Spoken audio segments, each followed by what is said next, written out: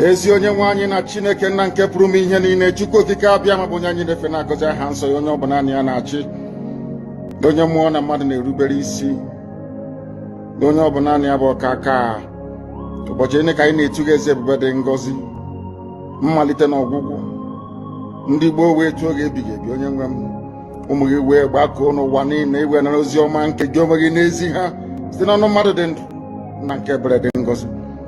Anyị wee na-asị na onweghị ihe ọbụla nke anyị onwe anyị bụ n'ihi na ọ bụ anụkpa ahụ sọsọ ka mmadụ dị ndụ bụ. Ofu ụbọchị anyị ga-anwụ, maka na okwu nsọ gị na-adịgị ma ruo mgbe ebighị ebi, n'ihi na okwu gị niile ga-abịarịrị na mmezu. Ọbịa mere Biafra ga-eji wee bịa na mgbe nke anyị. Anyị wee na-akpọkọ uwe na-arịọ gị na-asị, lekwa ude nke anyị na-asụ n'akwa nke anyị na-ebe ka o metụta gị n'obi. Onye nwe m na Chineke nna nke igwe, biko dịka isi wee napụta ụmụ gị n'ọbụ n'Ijipt ka otu a wee wezuga ụmụ gị bụ ndị Biafra mgbe ekwensu bụ zuu nke mmadụ dị ndụ karị. Anyị wee na-aja gị mma, na-asị gị n'ime ọnọdụ anyị na anyị ga-ekele ha nsọ gị, wee nye gị nsọpụrụ n'ụtụ na eji ama mgbe niile, n'ihi na anyị enweghị chi ọzọ ewezuga gị. Anyị nwe anyị anaghị efe arụsị. Ọbịa mere iji wee na-agọzi nsọmụkwụ anyị niile. Ọbịa mere IPOB ji wee gbaa mgbọrọgwụ n'ụwa niile. Anyị anaghị atụ egwu mmadụ dị ndụ. Anyị wee na-eto gị eze ebube dị ngọzi, sị gị biko gbatara anyị ọsọ enyemaka. Ọ bụ naanị gị bụ onye anyị refe nwa anyị bụ isi ala nye ka i wee napụta ndị gị n'ọbụ nke ekwensu. Anyị wee na-enye gị ofe na nsọpụrụ na ija mma, na-asị lekwa ka ndị iro anyị niile ka kasị wee baa ha ọnụ, ha wee daa hapụ ikonye ọzọ. Obodo ekwensu bụ zu ala nwekwa n'ihi eze ebube dị ngọzi. Anya ọnwa anyị bụ ụmụ gị wee na-akpọkọ ha nsọ gị, na-asị na enweghị chi ọzọ egwezuga gị. Anyị wee na-aja gị mma, wee na-eto gị, na-asị onye kere ihe niile kere eke mana nwe onye kere na n'otuto niile na nsọpụrụ niile na ịja mma niile site n'ebighị ebi mara ebi ka a na-arịọ gị. Ise ise ise. Wow.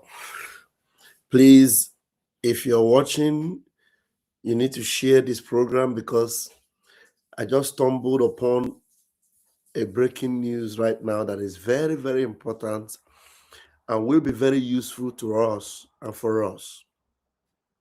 Very, very important and will be very useful for us and to us.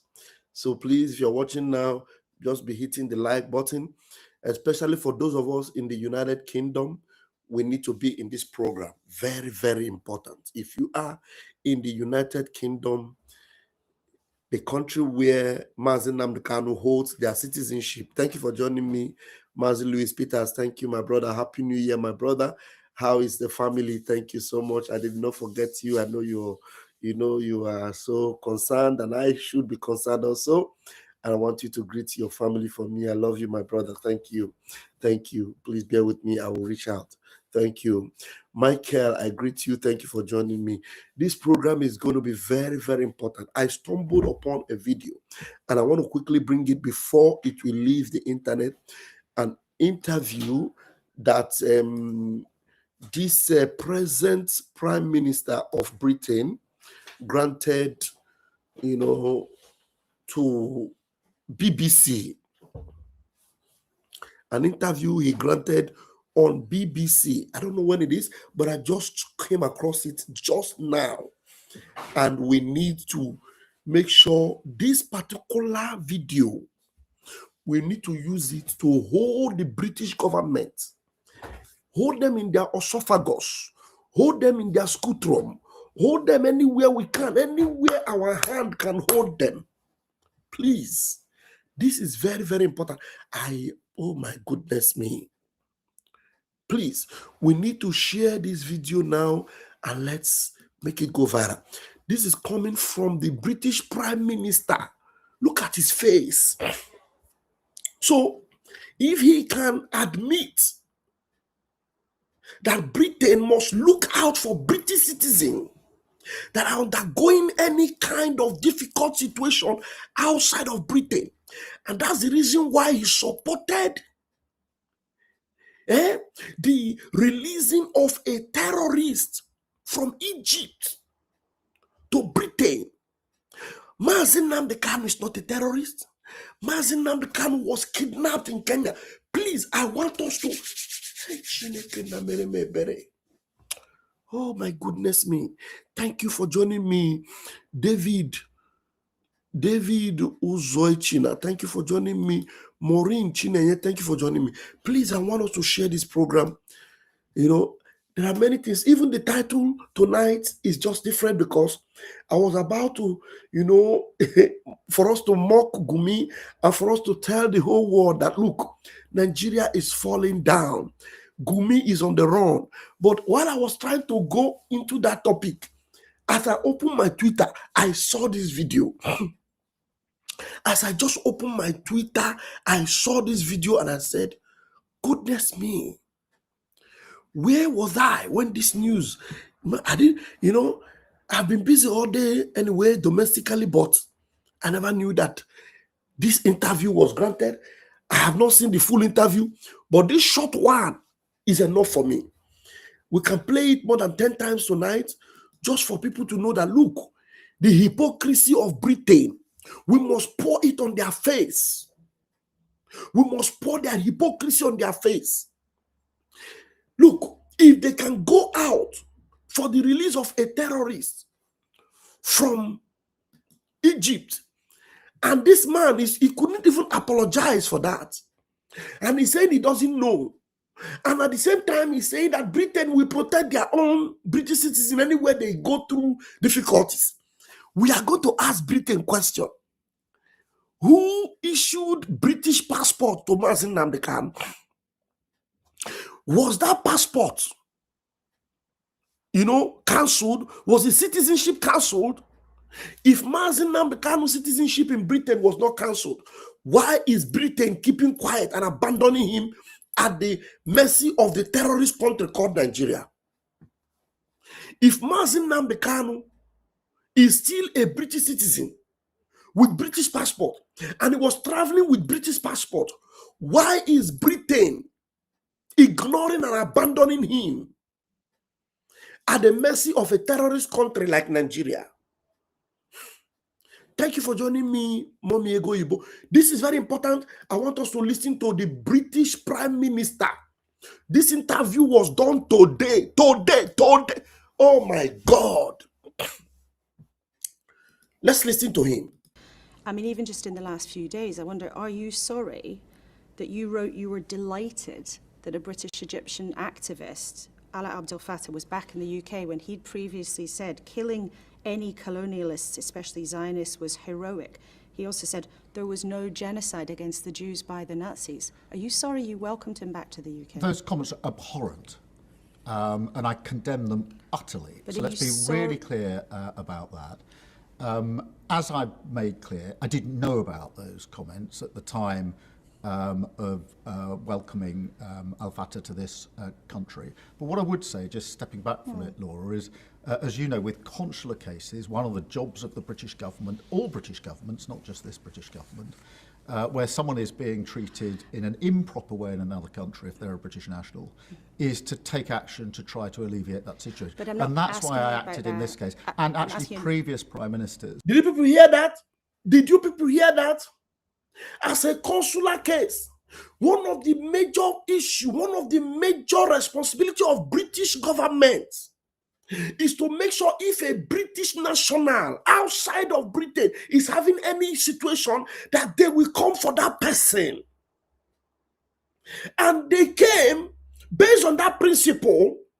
This man who is already aware that Abdel Fattah is a terrorist, he's denying he doesn't know. He said that's the reason why they went for him. I am now asking, British national you are talking about, is Nnamdi not a British national? Can somebody join me in asking the British Prime Minister, asking him this question? He granted this interview today on BBC. I will take it back to start from the beginning. I mean, even just in the last few days, I wonder, are you sorry that you wrote you were delighted that a British Egyptian activist, Alaa Abdel Fattah, was back in the UK when he'd previously said killing any colonialists, especially Zionists, was heroic?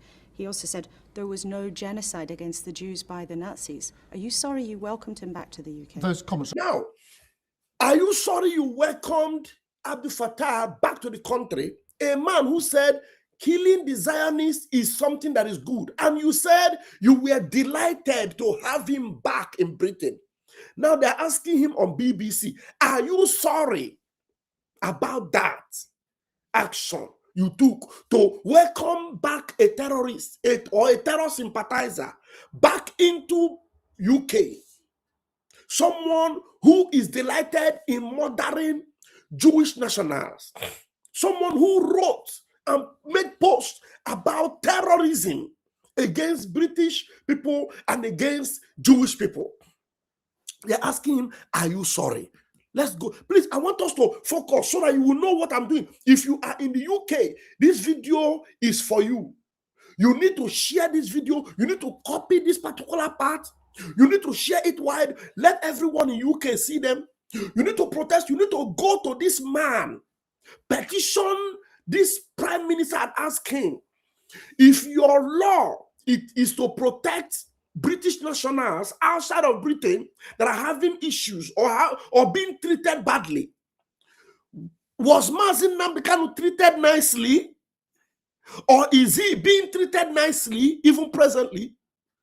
You need to be asking this man this question. Look, let's play this thing. I mean, even just in the last few days, I wonder, are you sorry that you wrote you were delighted that a British Egyptian activist, Ala Abdel Fattah, was back in the UK when he'd previously said killing any colonialists, especially Zionists, was heroic?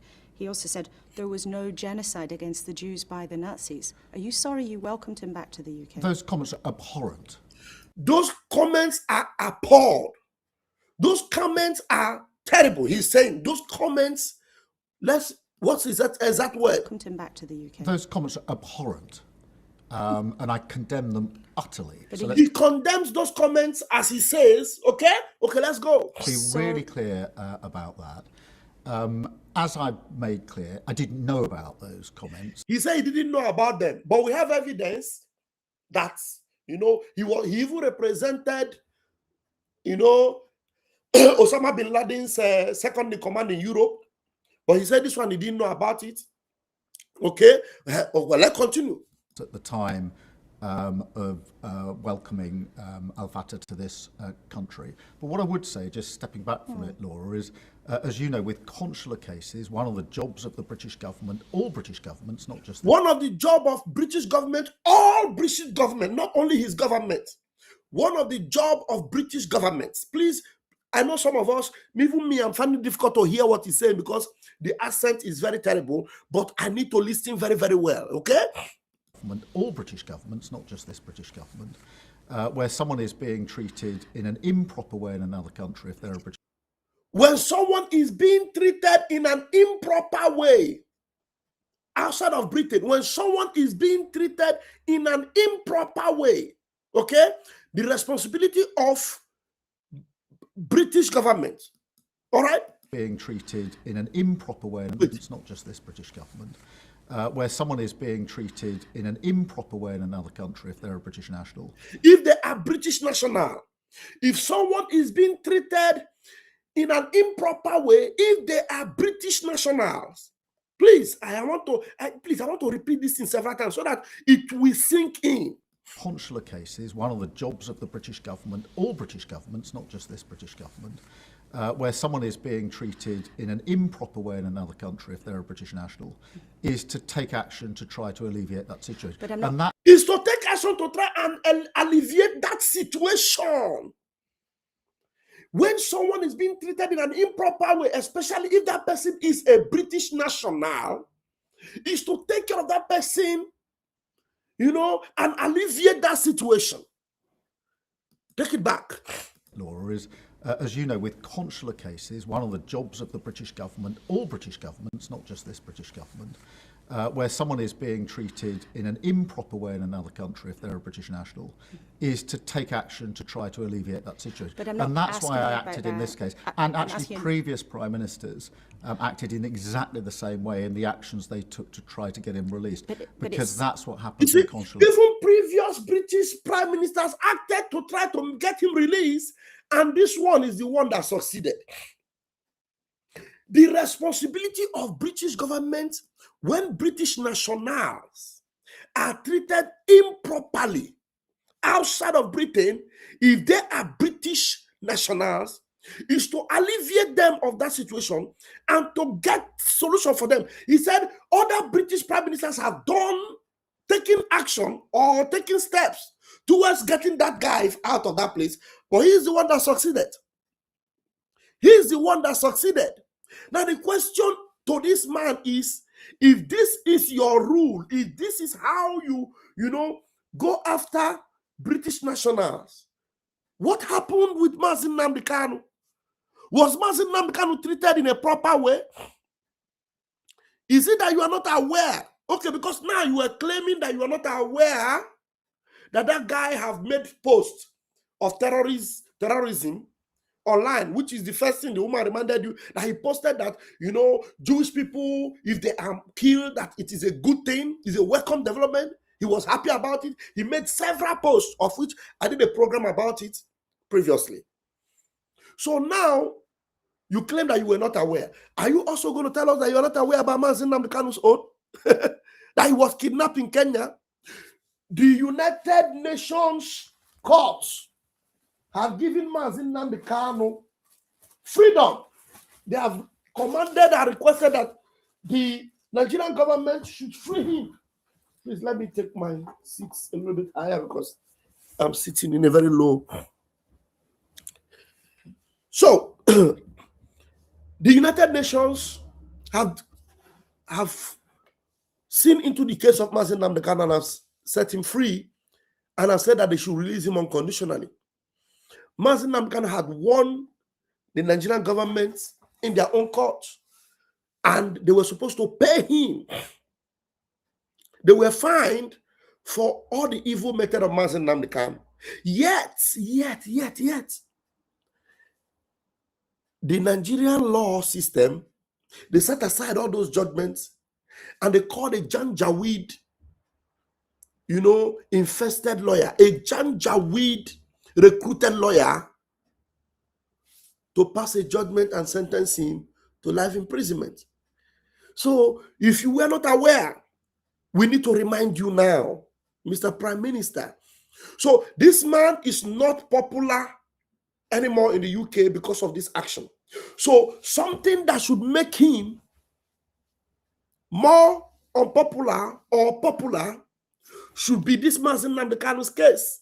Because if he should invite or allow a terrorist back into the UK, but ignore a British citizen who is law-abiding, ignore him at the mercy of a terrorist country like Nigeria, then I wonder the kind of law or the kind of justice system they're operating in the UK.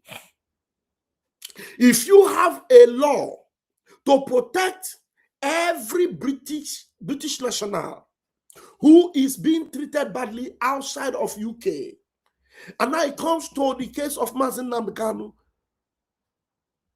you ignore or you just act as if nothing is happening.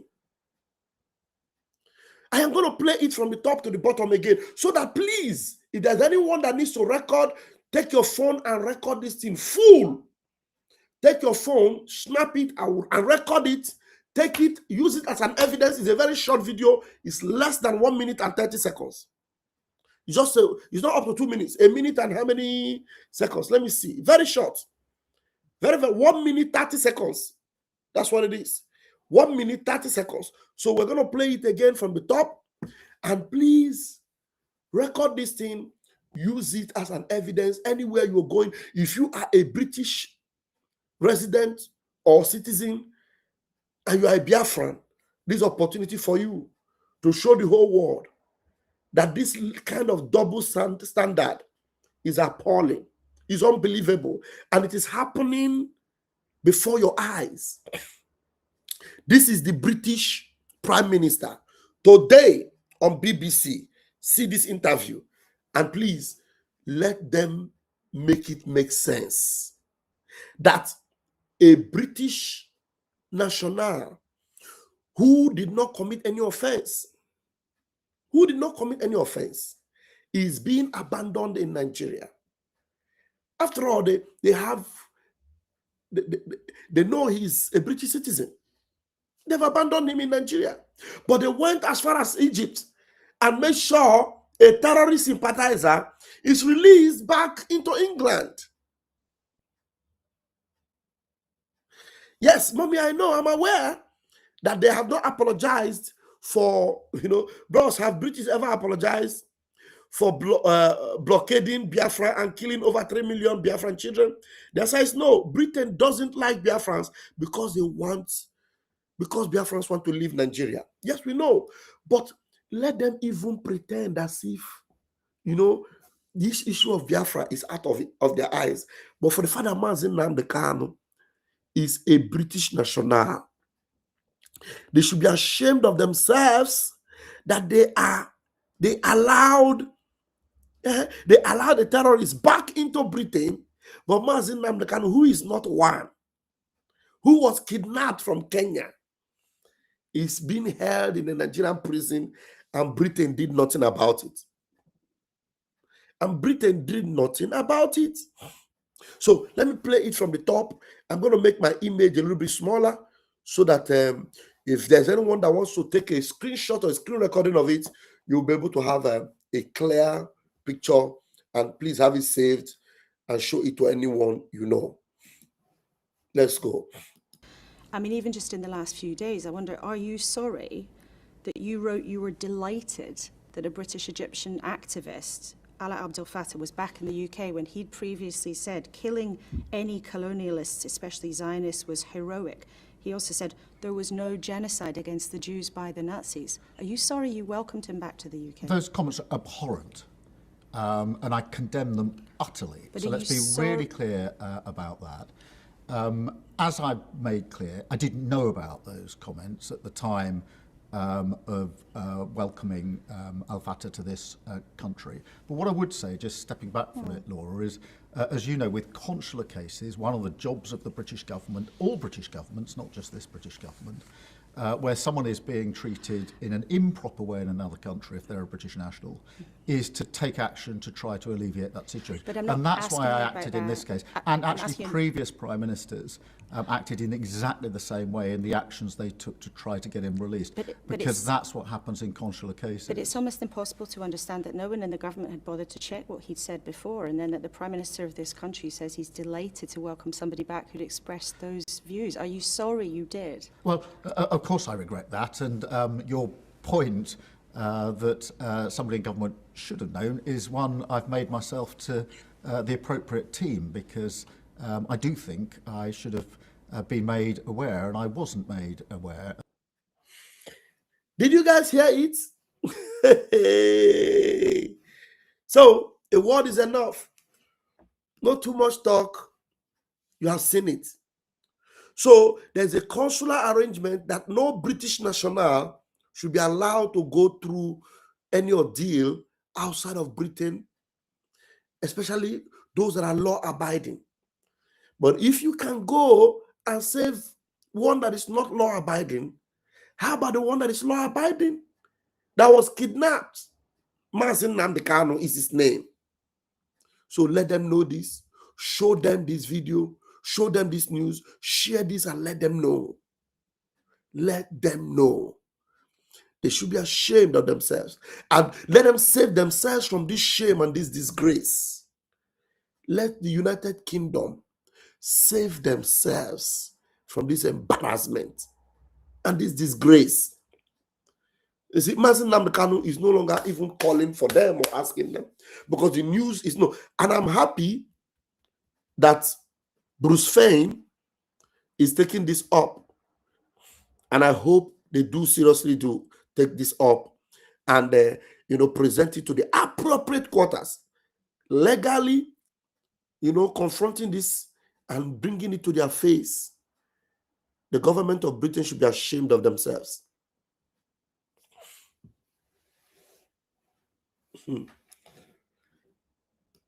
When we say Britain will never let Biafra go and will never help MNK. Well, we have to do what we have to do, mommy. We must tell them that is what we do. What we do is we tell them their sin to their faces. We keep telling them their sin to their faces. We know they are not interested to do anything, because if they are interested, they are not going to allow Nnamdi Kanu to lose a case in the court Do you know what they said in the court in Britain? Do you know what they said? They said they are more interested in their relationship with Nigeria than what Mazi Nnamdi Kanu is going through. That's what they said. That's what they said. That they are more interested in the relationship they have with Nigeria than what the British citizen is going through at the hands of Nigeria. They should be ashamed of themselves. Anyway, so this was not my topic. I just bumped into it and I decided to bring it to you. Yeah. I decided to bring it to you so that you will see that every day their hypocrisy is smelling like a dead rat. Britain hypocrisy is smelling like what? Like a dead rat. Smelling. So they should be ashamed of themselves. Now, we have a question for Gumi. We are aware already that Gumi is running. Now we have a question, Gumi. Where are you running to? Gumi, where are you running to? Gumi, where are you running to? Let me bring the video. Yes, let's see. Gumi Ebeke Naga, where are you running to? Hey, Gumi. Do you know that Gumi have deleted all his posts? Wait, blast at the video. I go first play with that video first. Let me first of all play the video. Let me first of all bring the video. Yeah. Let me bring the video. Please, for those of you that are not aware yet, we have the Twitter handle for the Ministry of Information, my own department. We have our own Twitter handle that every one of you should follow. In case you didn't know, all you need to do is this is the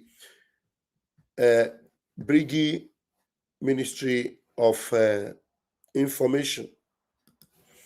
By the grace of God, as the Minister of Information, I will be making most of my posts from on this page. Briggy Ministry of Information and Communication and Media. So if you are not yet following us on that page, because most of my posts I will also be posting here. So this is the official Twitter handle, the official Twitter handle of the Department of Information. All you need to do is just go type at BRGIEM, B with capital letter, then arrow small letter, G small letter, I small letter, E small letter, then M capital letter, at BRGIEM. That's the username. Just put that on Twitter and then you have it. Then follow, okay? Follow. And today, this was officially inaugurated, this page, and then already we have close to 50 followers in less than how many hours. So it shows that Biafrans are already coming in here, they're trooping in. So please get in there and follow us. Let's listen. Gumi, why are you scared? Why Gumi is scared. Okay. I'm playing this video from our Twitter handle. So for you to know that most of my posts now, even if I post in my personal handle, I'll make sure I post here first before it gets to my personal handle.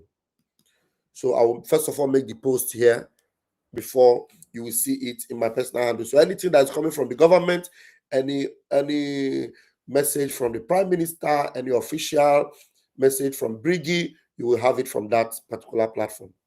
So let's go. Wait, I noticed something last night. Why is Gumi running? Gumi, why are you scared?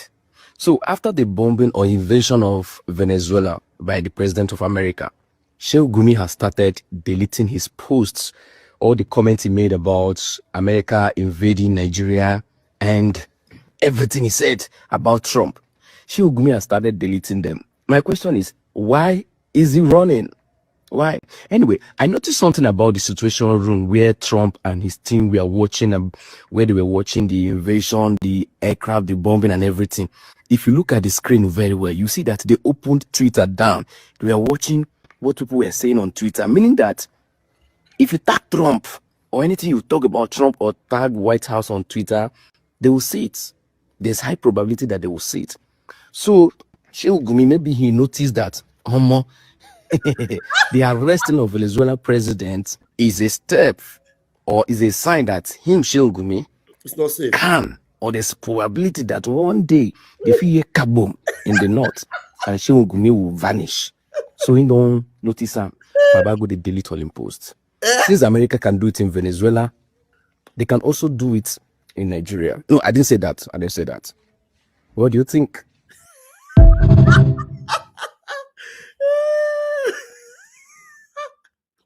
Gumi, why are you running? I'm going to put a link because I don't understand. Why is Gumi? I thought Gumi was a very tough man. America cannot do us anything. America cannot do anything. Trump is a terrorist. Oh,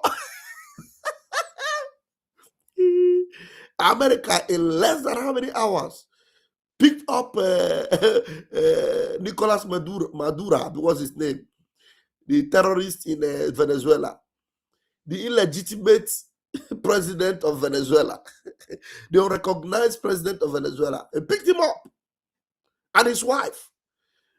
Gumi started running.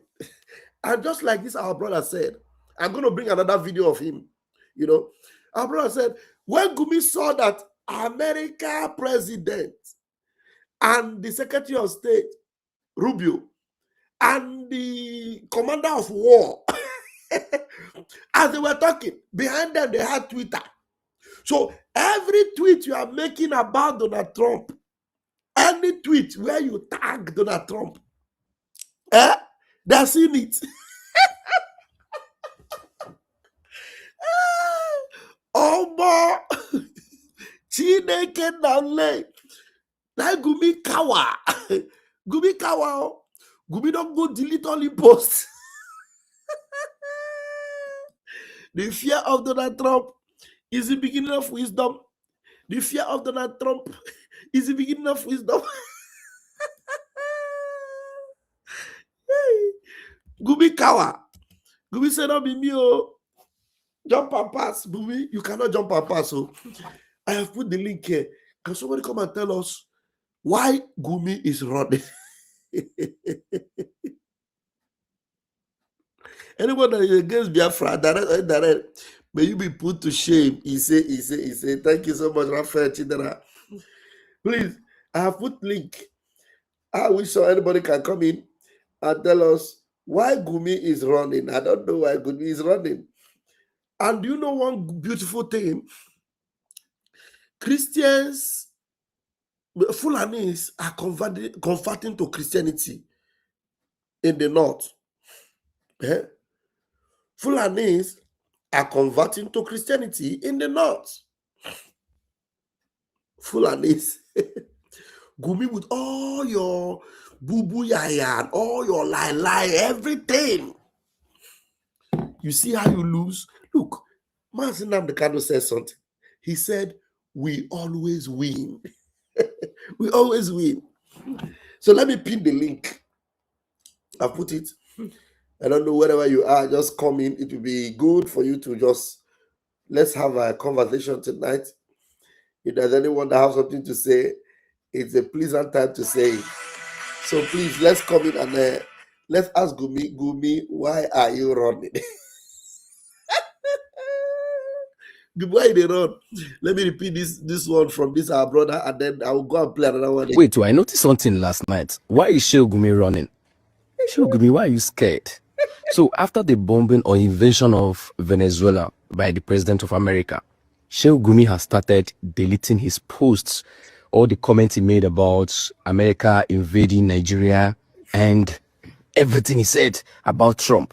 Shehu Gumi has started deleting them. My question is, why is he running? Why? Anyway, I noticed something about the situation room where Trump and his team were watching, where they were watching the invasion, the aircraft, the bombing, and everything. If you look at the screen very well, you see that they opened Twitter down. Okay. They were watching what people were saying on Twitter, meaning that if you tag Trump or anything you talk about Trump or tag White House on Twitter, they will see it. There's high probability that they will see it. So, Shehu Gumi, maybe he noticed that, the arresting of Venezuela president is a step or is a sign that him, Shehu Gumi, can, or there's probability that one day they feel a kaboom in the north and Shehu Gumi will vanish. So he don't notice him. Baba go they delete all him posts. Since America can do it in Venezuela, they can also do it in Nigeria. No, I didn't say that. I didn't say that. What do you think? Gumi, why are you running? Waiting, they pursue you. He's deleting his post now. Let me show you another video. They say he's deleting his post. Gumi is afraid. He's deleting his post. Sultan of Sokoto himself, they said that one don't run too. Nobody knows where he is. So Shehu Gumi. Okay, hold on. I'll bring this one because I'm bringing you from Facebook. I'm bringing it from Facebook.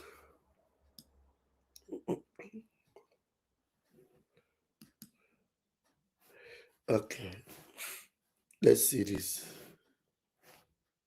So Shehu Gumi is crying out again. You know, I told you guys on early morning of 4th of January 2026 that Shehu Gumi started deleting his post because of, you know, the what happened to Venezuela president. And again, he's crying out again, stating that some big officials in Abuja told him that he has been targeted to be eliminated by US airstrike. Airstrike, something say they don't target him, that the US want to eliminate him. So he got information from a reliable source in Abuja. So now he's crying out that Northern elders, Islamic, Islamic leaders and all that, they should speak out. They should not allow this to happen. That the US targeted him, or they've said they've targeted him as the leaders of Boko Haram, or one of the leaders of Boko Haram. And they cry out. You know, I remember he's the same person that said that the Boko Haram or bandits, that they are human beings too, they deserve the right to live. Now, why is this sketch? Now, let me now also tell you that that information might be wrong, because they say person wey bullet the key, no, they hear the sound. And dog wey won't pick die, no, they perceive shit again. So I wonder how the official of Abuja go pick here, say they won't eliminate Shehu Gumi, and then go pick here. He no go hear him, because even the Venezuela president Maduro, he no hear him. He know, although he knew that something like that go happen, but boom, pew, they come pick up. And now, once a president is now a prisoner in another country, so dear Shehu Gumi, no fear, no fear. Remember you said what America did to Nigeria cannot go unpunished. How far? So Shehu Gumi is crying out again. You know, I told you guys on early morning of 4th of. Thank you, sir. Thank you very much.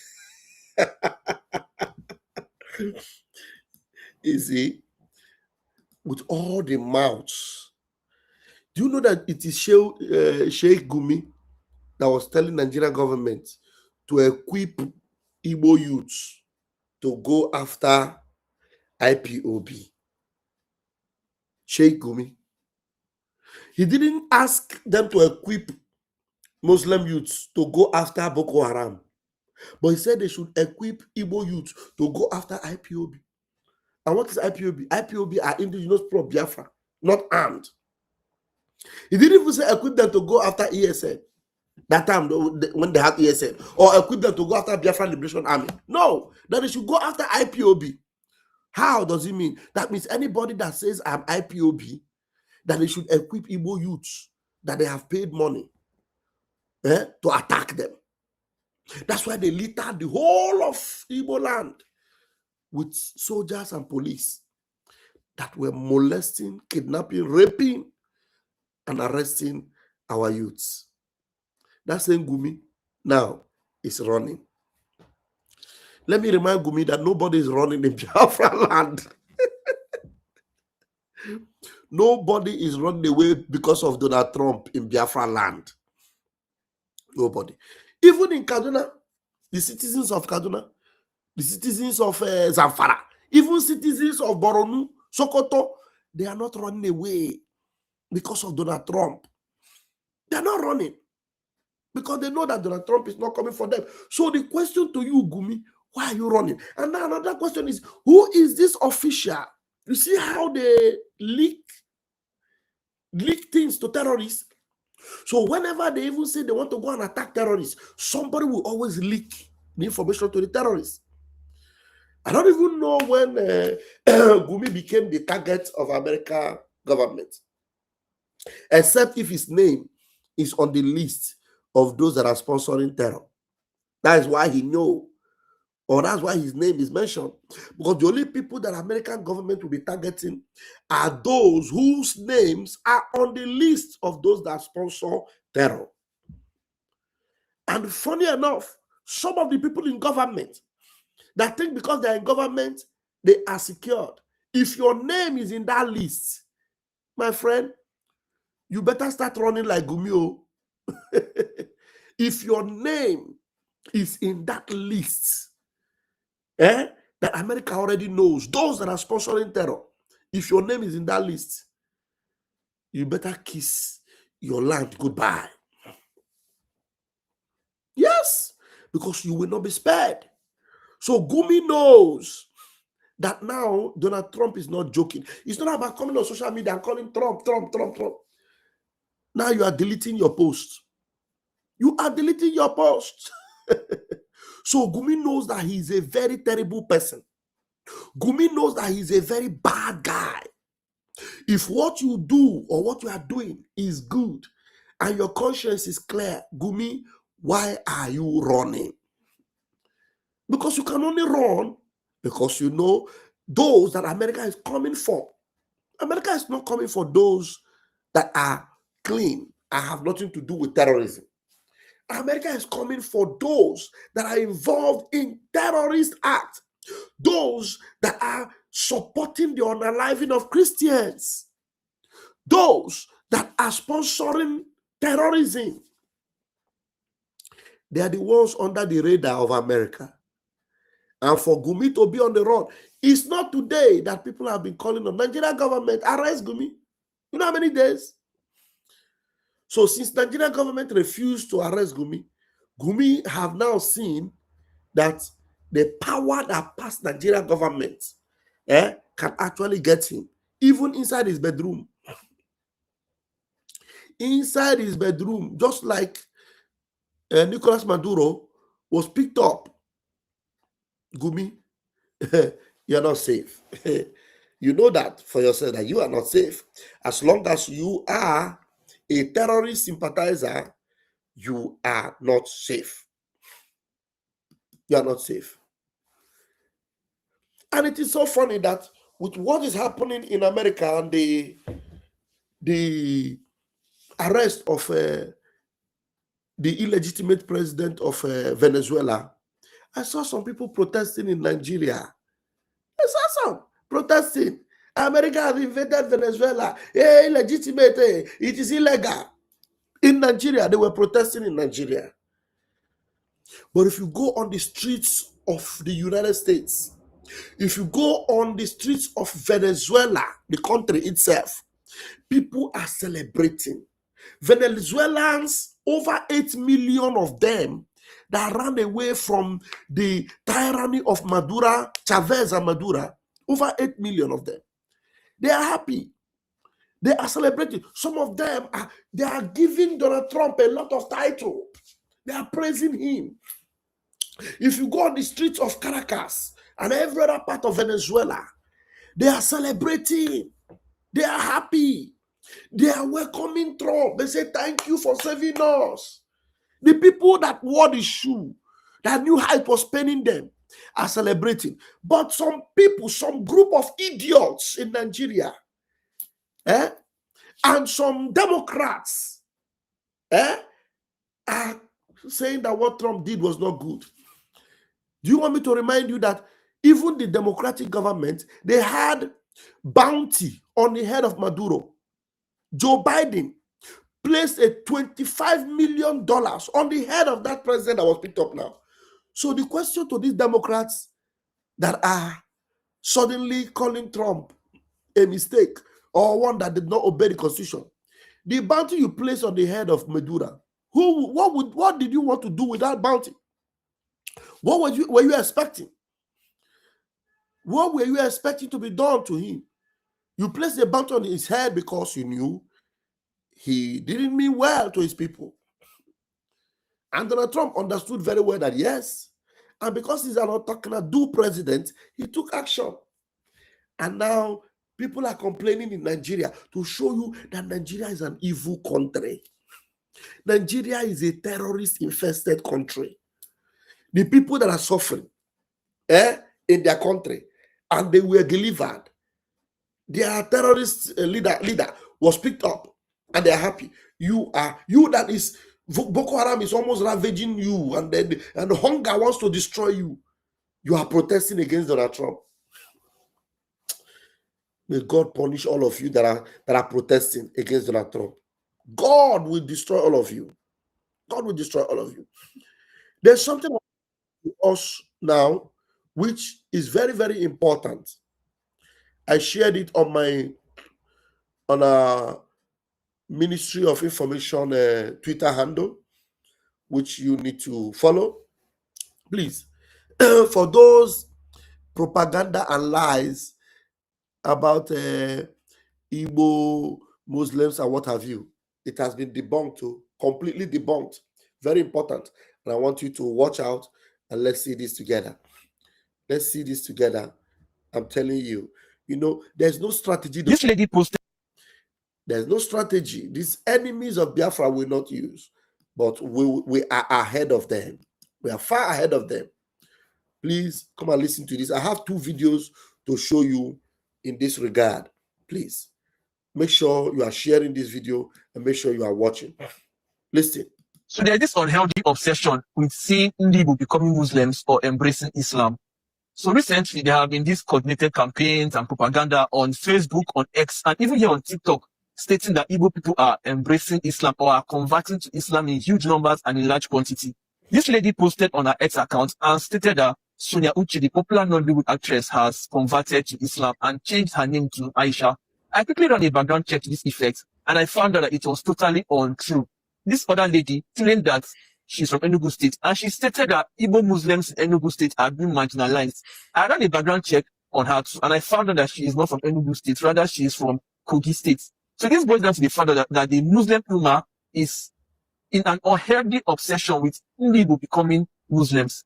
I don't have issues with anybody converting to whatever religion they want to convert. But the truth of the matter is that Igbo culture and Islam are not compatible. They are 2 opposites. Did you see that? Their propaganda have been busted. I told you people that I don't want to waste my time in that issue of Igbo Muslim because I knew it was already dead on arrival. Another of our beautiful sister, did another search, and here she comes with her own analysis. Claimed to be an Igbo. This lady here came on X, that is on Twitter, and claimed to be an Igbo Muslim lady. According to her, she goes by the name Misra, Abi Misari. I don't even know and I don't care. She's Igbo and she's a Muslim. She uploaded pictures of her in Muslim attire and even the iconic Igbo Isiago. She went on to say that Islam is ready to stay in Igbo land and also called out her fellow Igbo Muslim ladies. My darlings, it wasn't even up to 2 minutes and everywhere caught fire. And all those northern Muslim men and Yoruba Muslims were praising her and encouraging her to be strong in the strength of Allah. The Mumu Onyoshi was very happy. She was rejoicing and collecting thank you up and down. But my darlings, follow me. We are heading somewhere. Surprisingly, our Igbo Twitter warriors did their diggings and found out that the Misra lady is not Igbo. Abi Misari, I don't even know. She is a Yariba Muslim girl who is obsessed with Igbo, that she had to lie and deny her people just to claim Igbo and push their nonsensical agenda. Her real name is Ayola, and she is from Oyo State, and a Yoruba Rono bigot on Twitter. Even when she was exposed as an inveterate liar, the Ekuke kept on denying her Yoruba people. Now, this girl, she was denying that she's not Yoruba, that she's Igbo. The fear of God forbid that I deny my tribe. Oh! Now, this is the extent these guys go to push their nonsense Igbo Muslim agenda, just to rope Igbos into their malicious plots. But Mbano, not on our watch. We will match them energy to energy and fire for fire. You know one thing about Igbos? We are always on our lane. We didn't mind our businesses on a regular. But if you come for us, we go handle you kajawarawon. We go gola ge kabacha wong and you get equity. Thinking about it. What I have? What are you people doing? You think we'll just sit down and watch you guys come to Islamize us as in the Oluku? See, Muslim, Northerners, you guys don't like the Igbos. The Yaribas always cry. When you guys always cry wolf whenever we Igbos want to break away from Nigeria. Hausa is the same thing. You guys have all of these things are coming out because there is internet. During those days in Kano, Kaduna, every Eke market day they are burning Igbo shops. Now it is the turn of the Yaribas, and I will say me challenge how you guys have planned and you know, carried out your own plans. Now it's the turn of the Yaribas, and you guys want to come and bring in Islam, a Muslim to us, so that you guys think we are fools? You think we are fools? Come on, go and sit down. See, Igbos will never be okay. Go to Enohia. You know Enohia? I schooled enough Igbo. Go to Enohia.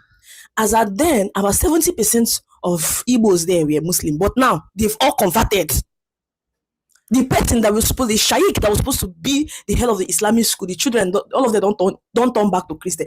See, every Igbo man is spiritual, and there is no spirituality in Islam, so we cannot and can never be Islamized. Dear Yariba and other Muslims, go and practice your religion in peace and leave the Southeast and South the hell out of your nonsense. Those two are Igbo strongholds, and our sister tribes like the Urobos, Isoko, Efik, Ibibios, Ijaws, and Cross River clusters of tribes are looking up to us to prevent Islam from encroaching into their lands.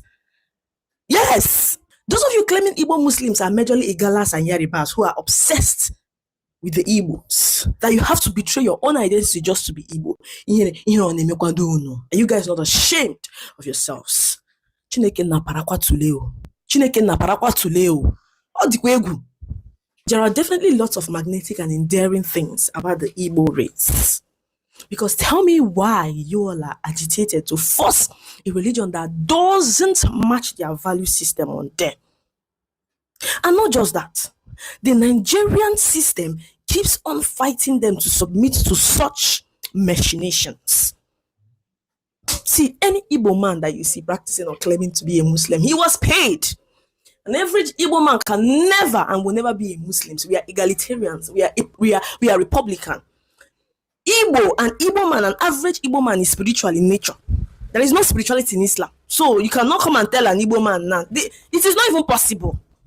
So let me even tell all these Islamic clerics or all those people funding Islamization in Igbo, they are eating your money. They will never be. Oh, Jesus. We say we don't want you guys. Oh, ha. We don't want. Rapunayaka, leave us alone. Your vision of Islam screams violence and underdevelopment. There is nothing to imitate and be happy about your version of religion. Look at what is happening in Kwara. You people should leave us. We don't want. I see all of this as a form of gaslighting, possibly meant to stir up Islamic emotions in the Southeast, especially because forced or aggressive conversation has not worked in Igbo land. Things like this usually fail in the Southeast because an Igbo person takes their relationship with their chi, that is God, with their chi, their creator, very seriously. That relationship is deep, personal, and not something to play with or manipulate. In Igbo culture, worship is not shallow or done for show. Faith is tied to identity, conscience, and personal conviction.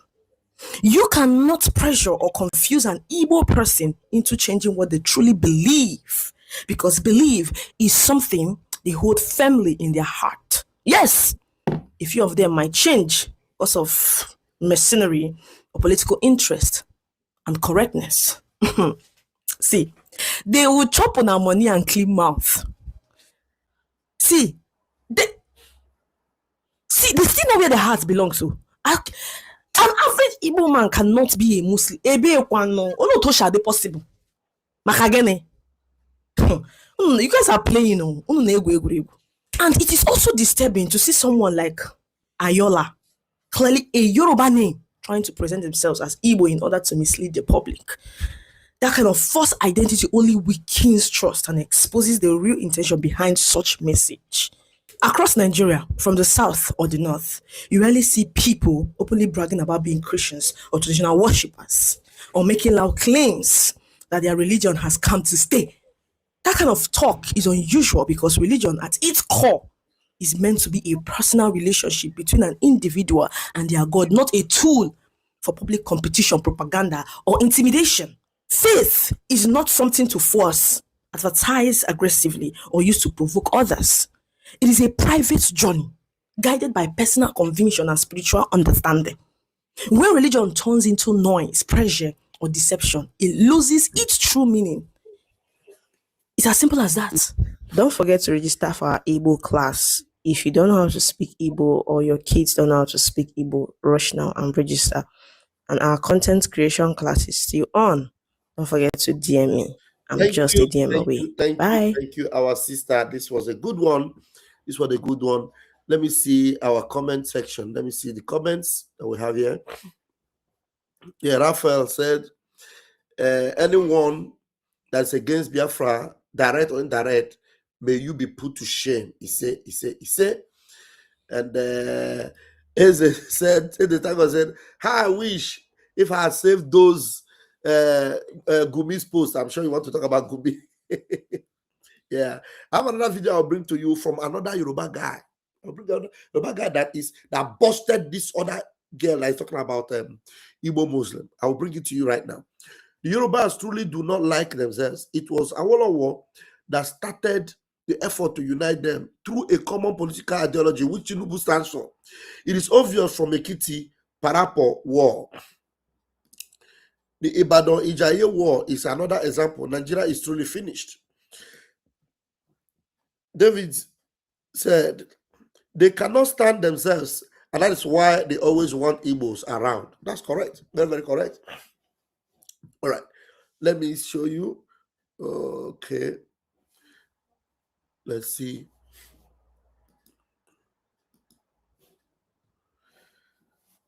Okay, 1 minute. I want to remove this. Please make sure you follow our official handle.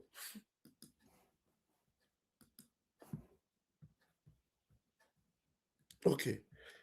The video was shared here. Okay, good.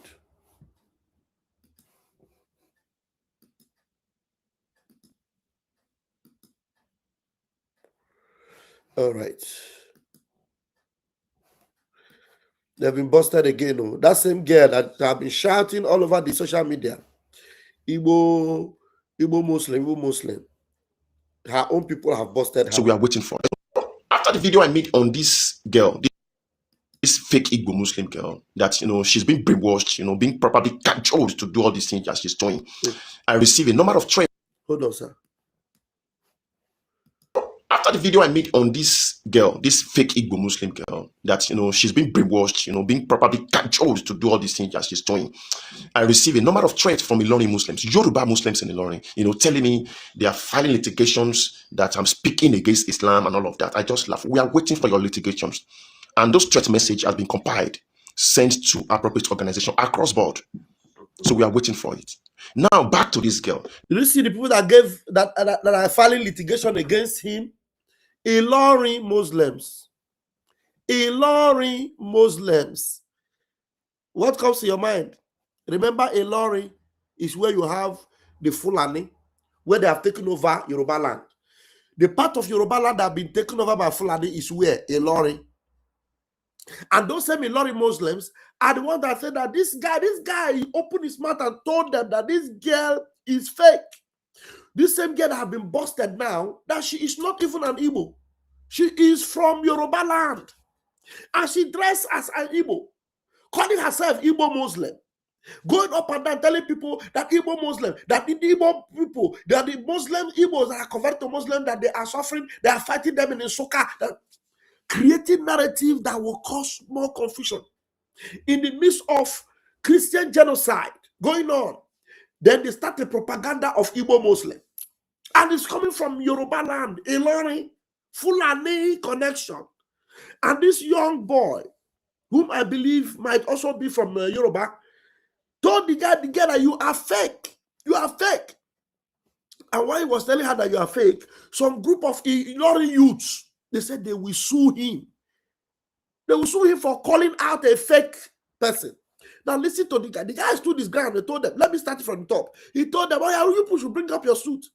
But you see them now, they will all run away because the identity of the girl have been released. It has been brought out. After the video I made on this girl, this fake Igbo Muslim girl, that she's been brainwashed, being properly cajoled to do all these things that she's doing, I received a number of threats from Ilorin Muslims, Yoruba Muslims in Ilorin, telling me they are filing litigations that I'm speaking against Islam and all of that. I just laugh. We are waiting for your litigations. And those threat message has been compiled, sent to appropriate organization across board. So we are waiting for it. Now back to this girl. Look, you are not genuine. We don't see any element of truth in what you are saying. In fact, your facial expression describes you as somebody who is not serious. So if you know that this thing is really going on in Izuka, please give us a video evidence. Give us picture evidence. Let us see it. I give you an example. This page is Hausa Land Magazine on Facebook. 2 days ago, they showed how Fulani genocide is still being carried on in their community. This is the video evidence. This is the write-up. You can go and check it out. With this now, we know actually what is going on in that place. So you cannot just come online, on social media and begin to, try to work on our emotions, try to work on our brain. Igbo people don't fight over religion. It is never in the place of Igbo people to fight over religion. They don't do that. Every act of evil to orchestrate religious crisis in Igbo land will not work because we know Igbo people, they don't fight over religious crisis. They may be fighting for Biafra, but not religious crisis. So all these things are just, one of your tactics of, This guy is a very critical, analytic person who understands us very well. He said we can fight for Biafra, but we don't fight for religion. We don't fight religious fight. It's a Christian against Muslim, Muslim against Islam. We don't do it. You see, this is somebody that understands us very well. Because he knows our tendencies, he knows what we can do. If they tell you that we are fighting for Biafra, yes. But say we are fighting against religion or fighting religion, lie. We would rather go and start doing business. That's to say we are fighting for religion. Because we already know who we are. We are not Muslims in nature at all. Islam is not our way.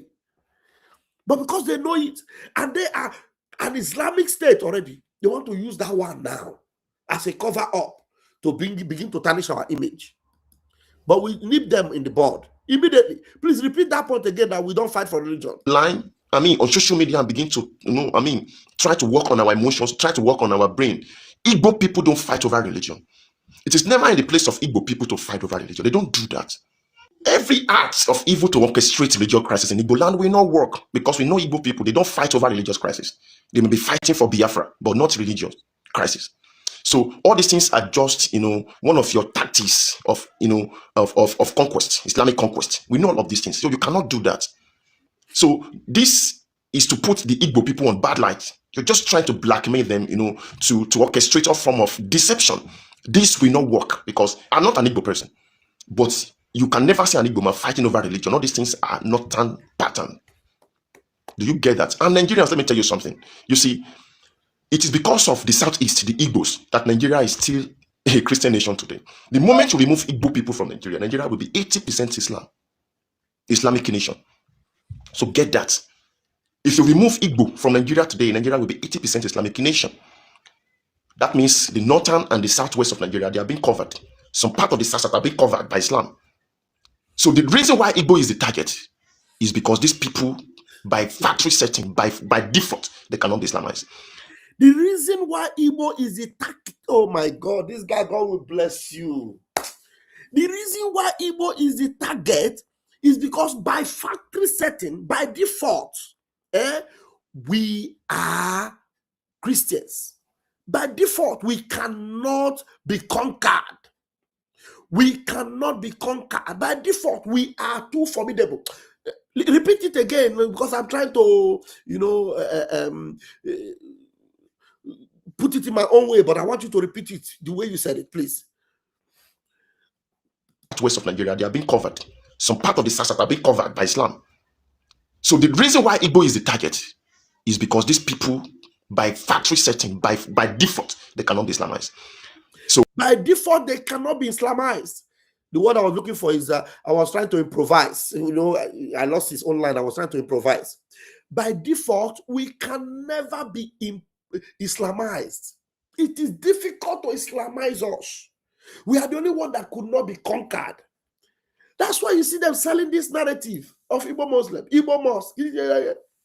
Even though they went to Abakaliki and built the highest mosque in Abakaliki, yet we refuse to join them. We refuse to join them. We refuse to join them. So get that. If you remove Igbo from Nigeria today, Nigeria will be 80% Islamic nation.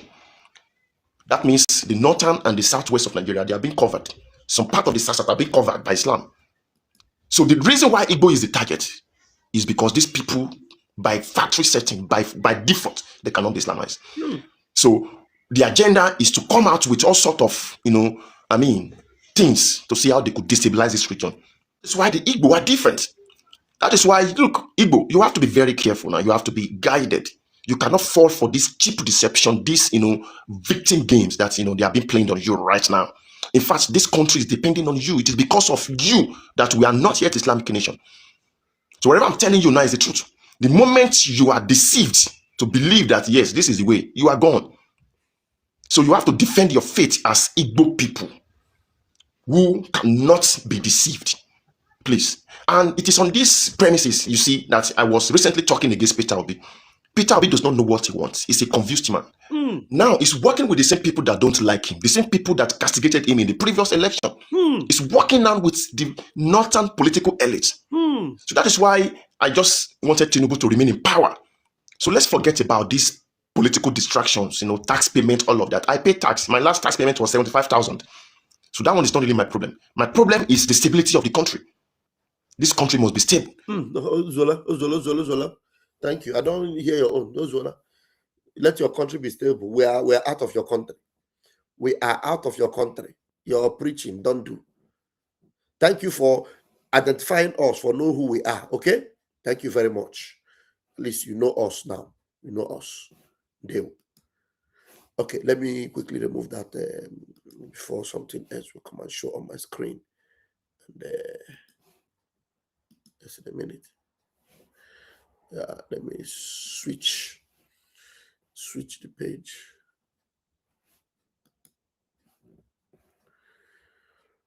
Okay. What happened here?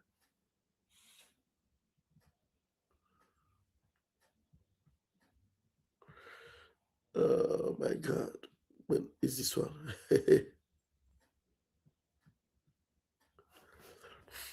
Oh my goodness. A lot is happening. A lot. Sheikh Gumi is a terrorist. Sheikh Gumi is a terrorist.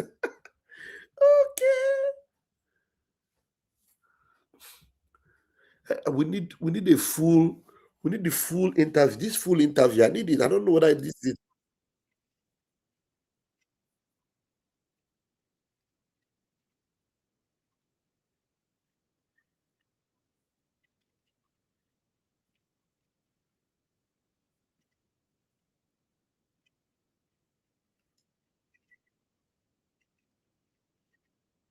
Oh my God! I need to get this full interview of this Prime Minister of Britain. We need to get the full interview. I don't know where I'll get it. Kestama interview. We need to get it because they're just cutting it bit by bit here and there. The full interview is what we need to get. All right, let me bring. Let me go to my page. I'll go on my page, on my own personal page. Let me show you the face of the impostor. Let me show you the face of the impostor girl. The shameless impostor girl that they are using. The Fulani are using. Come and see her here. Look at her. Okay. Our famous so-called Igbo Muslim happened to be from Igala. Have you seen it? Our famous so-called Igbo Muslim happened to be from where? From Igala. Look at that. Igbo Muslim. You see? Look at how that's what they are using for the Igbo Muslim narrative. All right.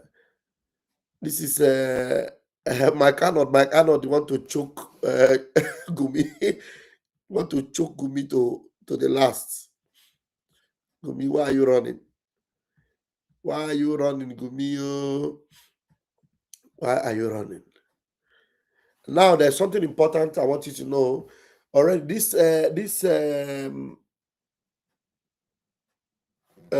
Twitter handle is called Mossad Commentary. They are now getting seriously involved in what is happening in Nigeria. I happened to see their post 7 hours ago. I said to share it. Mossad Commentary. You know, what you may have missed in Nigeria the last 72 hours. This is coming from Mossad Commentary. Now, you know that Mossad is the Israeli this thing. They said breaking news and bold commentary on Israel and global affairs, defending Western's relation on official Mossad voice. Mossad is Israeli secret service. So while global attention has shifted to Iran and Venezuela, massive violence continues in Nigeria with little international attention. Over the past 3 days, at least 30 civilians were unalived in a coordinated attack on the village of Kasunwa Deji in Niger State. Armed attackers arrived on motorcycles, burned homes and markets, abducted civilians, and operated for hours without effective security response. Survivors report indiscriminate firing and targeted destruction of civilian infrastructures. At the same time, Nigerian authorities confirmed US-backed airstrike against Islamist-linked militant camps in northern Nigeria, warning civilians to avoid unexploded ordnances. The strike highlights the scale of the extremist threat and the limits of local containment. Civil society response. The Christian Association of Nigeria and Plateau-based Youth Coalition publicly warned that ongoing attack amounts to a systematic campaign against Christian communities, citing repeated village massacres, church burnings, and mass displacements. They are calling for urgent international attention and protection. The disputes, those that dispute it, the Nigerian officials and some international analysts argue the violence is driven by banditry, jihadist insurgency, land disputes, and the state collapse, not a legally defined genocide. Can you see them? They are still denying it. Others point to patterns of targeting geography and victims and say the refusal to name it delays accountability. The reality, regardless of terminology, civilians are being slaughtered, kidnapped, and displaced. Entire communities are being erased, and the crisis continues largely unnoticed by the global media cycle. Silence does not make this disappear. It only guarantees it continues. So please share. You can see people are running away. And you look at these people that are running away in Niger State, look at them. These are not Muslim people. These are Christian communities in Niger State. They are chasing them out of their countries. They're chasing them away. So that is it. And this one talks about a lot of Venezuelans are speaking up in the social media and they are voicing out very, very seriously. You know, look at them celebrating there about what Donald Trump did for them, and they're happy. Venezuelans are happy, but in Nigeria, they are protesting. So that being said and done, I would love to just play another message from Onyen Dumas in Nnamdi. This time around, I want to get it from Instagram.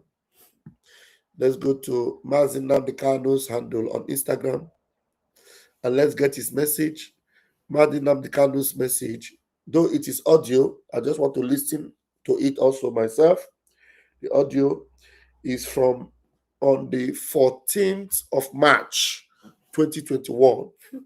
From 14th of March 2021, Mazin Nnamdi spoke, and I want us to join and enjoy it.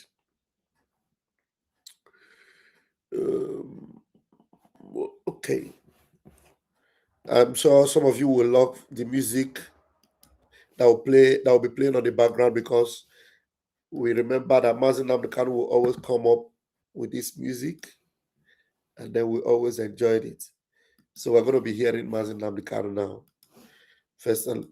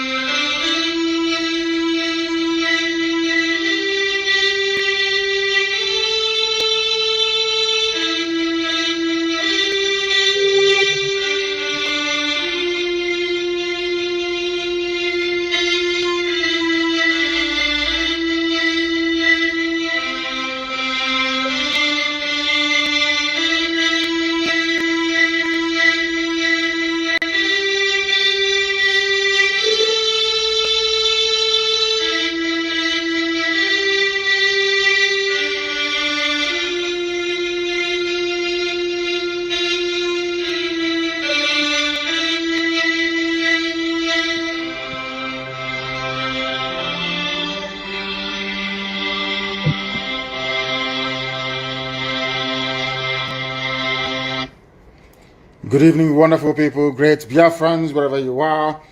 On the face of this very planet, once again, we welcome you to our live lecture series here on this very day, the 14th day of March in the year of our Most High Elohim, 2021, with the time now standing at precisely 2 minutes past the top of the hour, 2 minutes past 7 p.m. in the blessed land of Biafra. Welcome to every one of you, regardless of where you are, where you're living, where you're working, where you're domiciled.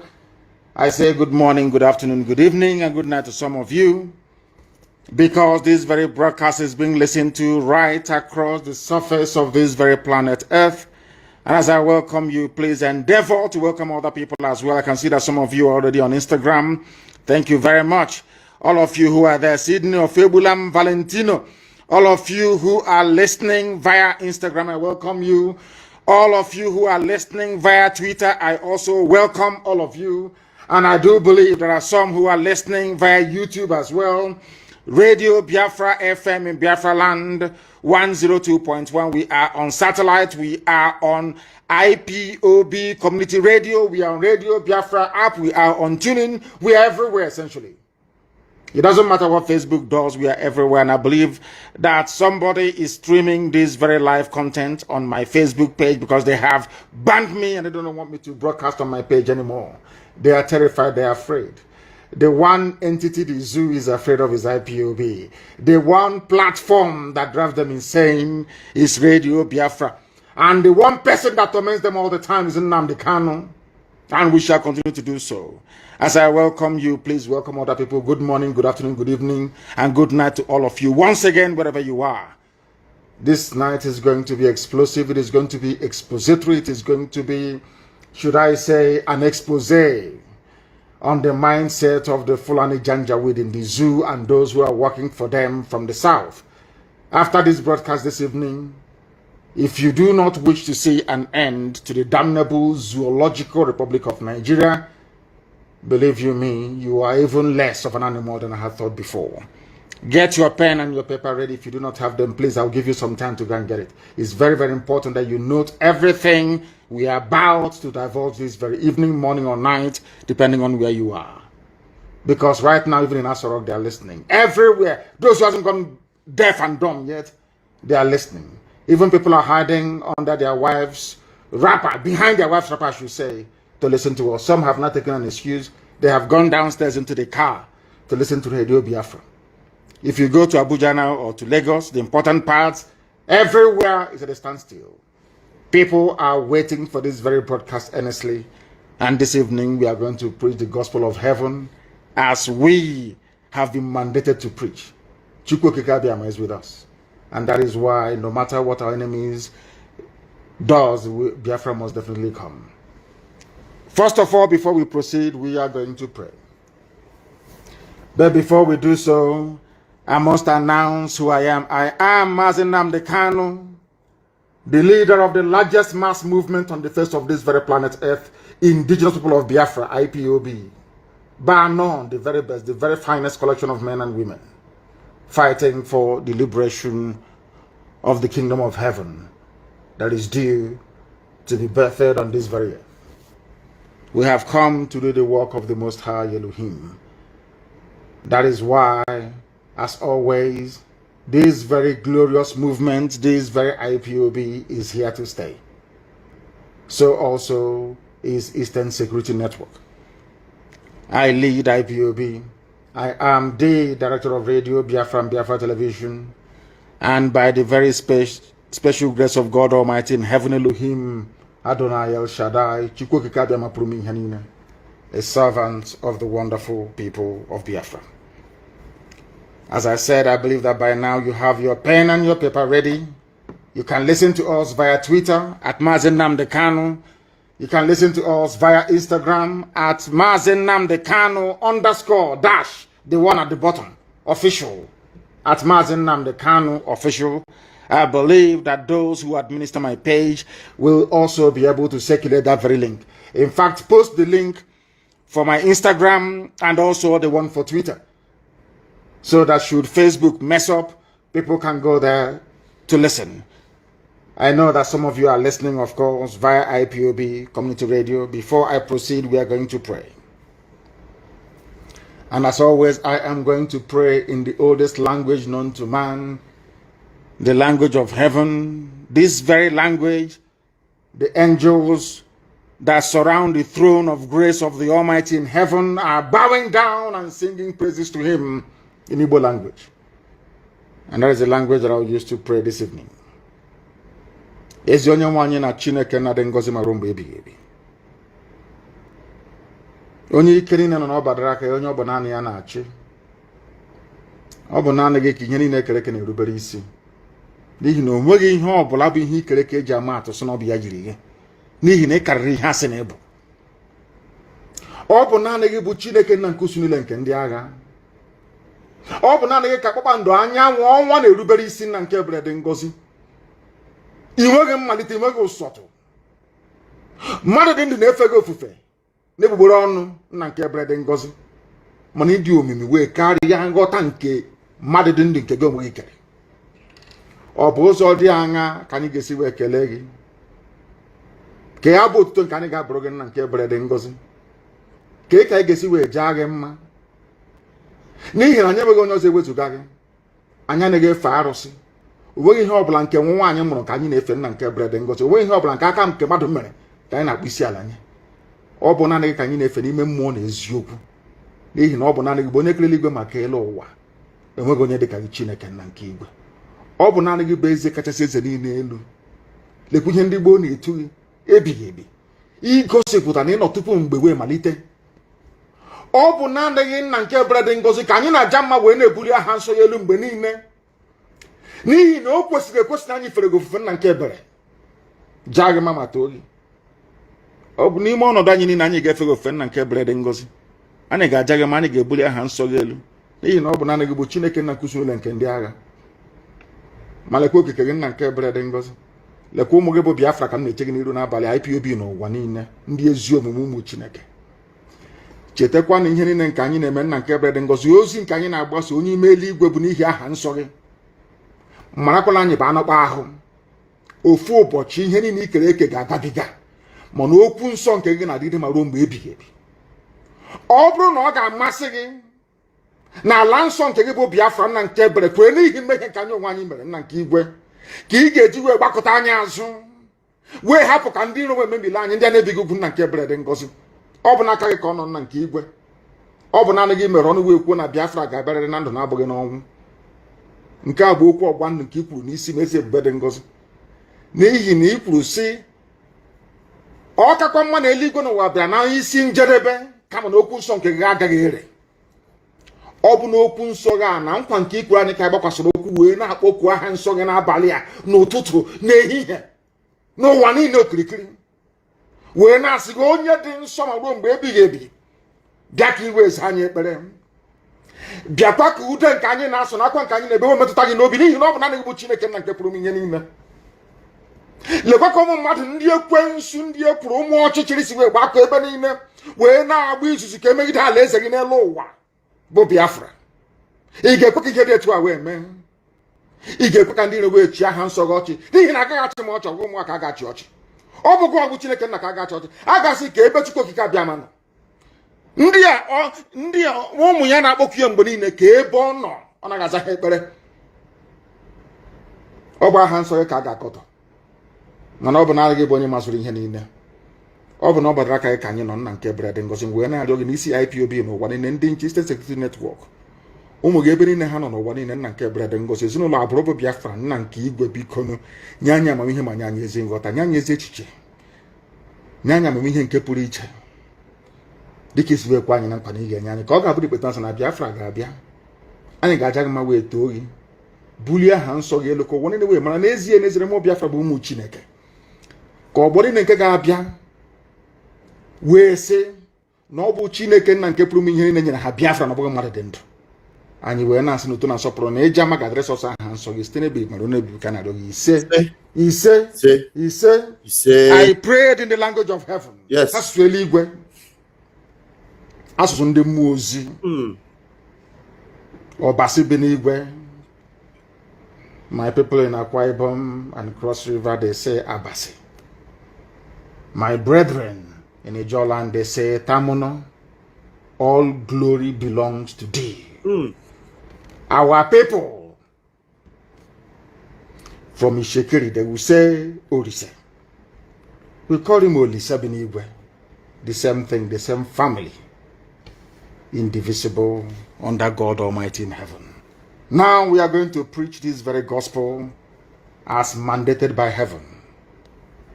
Because heaven will give us message we give to the living. Yes. If you don't have a pen and paper ready with you this evening, then you will not learn anything at all. This broadcast this evening goes out to all the efulefus of this world, those who believe foolishly, I should say, and idiotically believe in one Nigeria.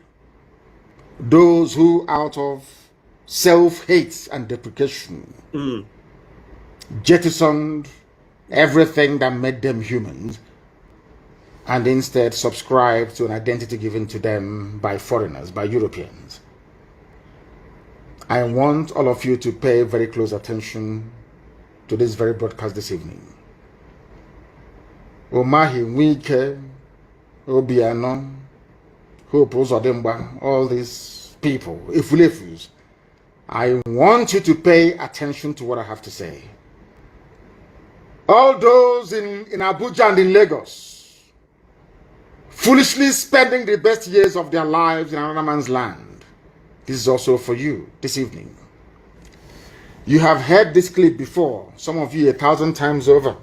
But this evening we want to bring a fresh meaning and perspective into what this very Janjaweed said very many years ago, before now. Before Biafra, Ujuku's Biafra, I should say, and now before the Biafra of IPOB. What this man had to say predates the 1966 coup. What this man had to say predates all the difficulties and problems that have bedeviled the Zoological Republic till date.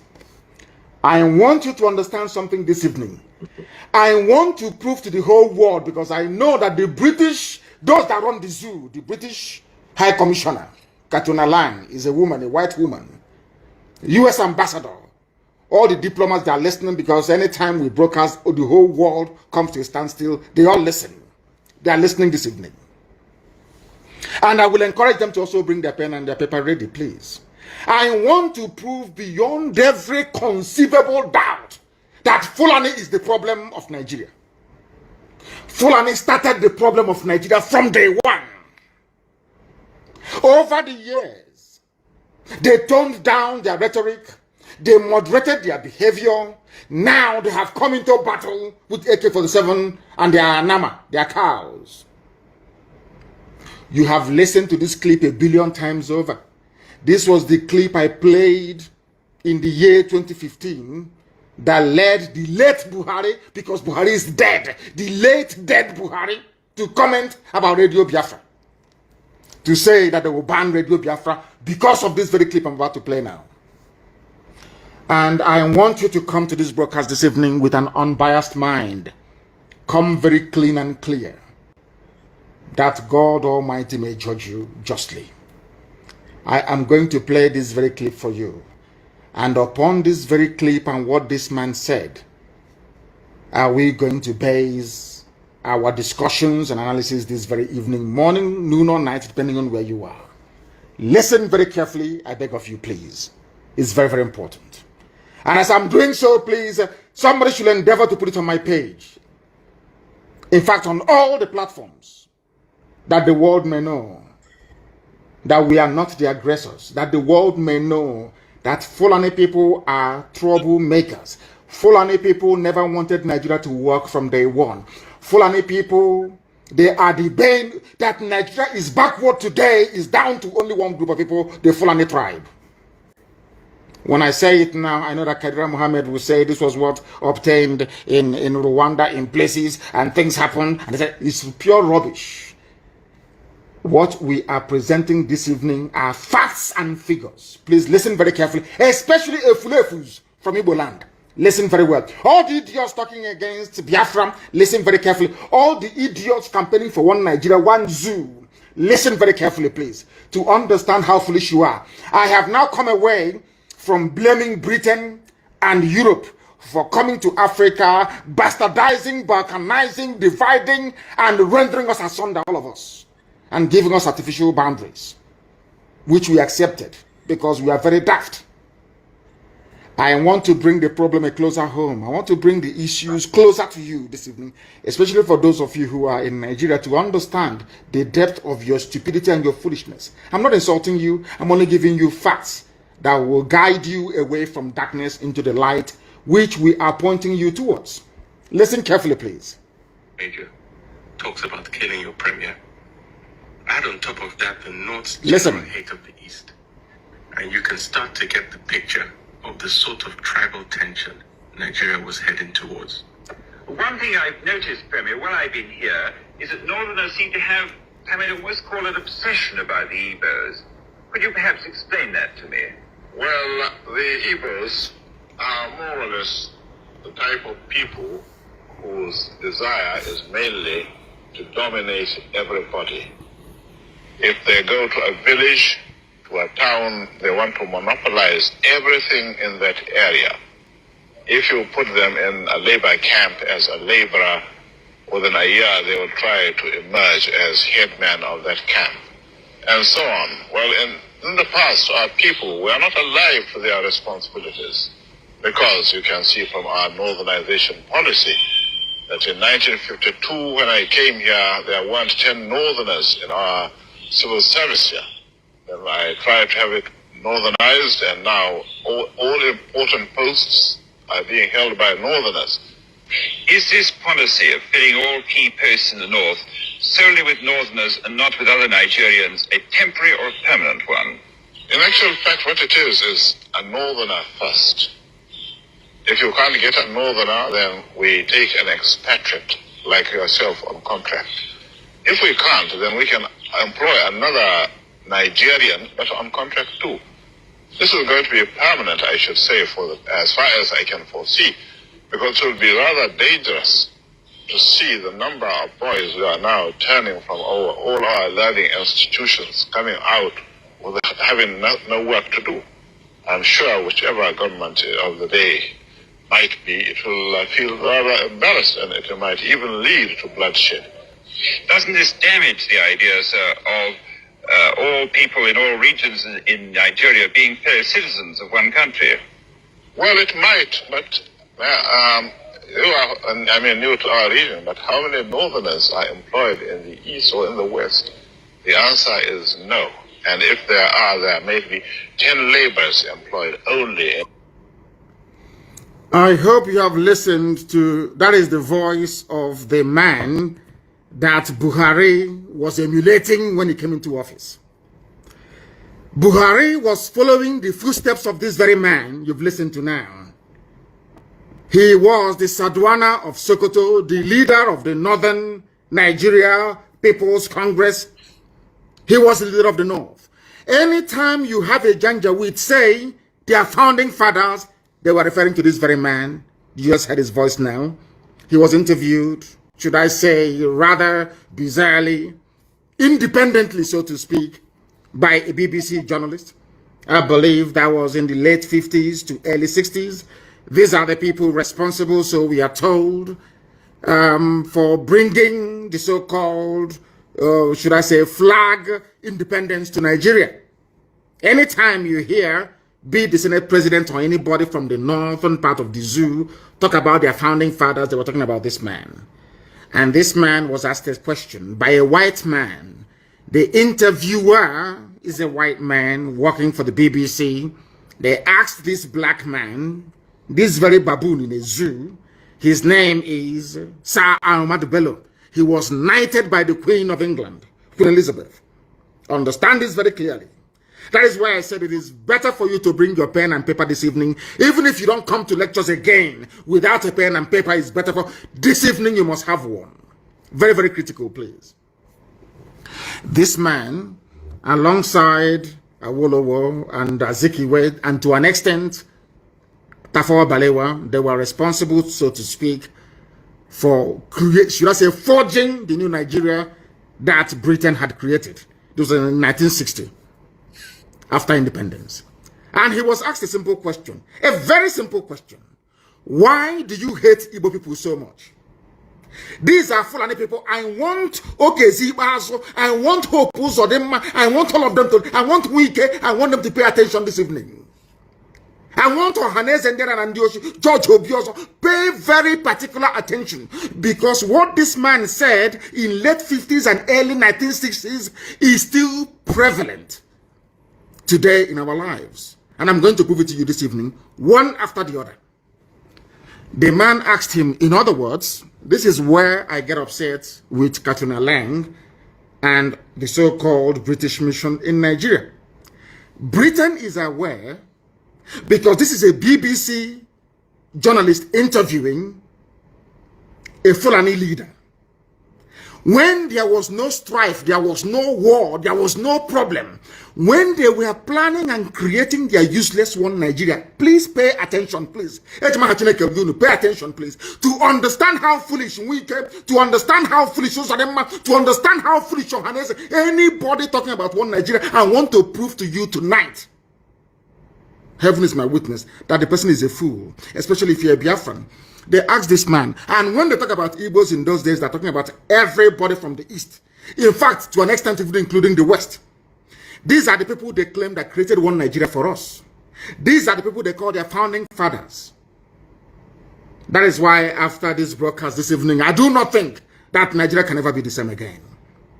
They asked him, why do you hate the Igbos? At the time that this question was being asked, there was no Fulani headsman problem, no banditry, no insurgency. There was no problem. There was euphoria all over the world that the largest black nation had emerged.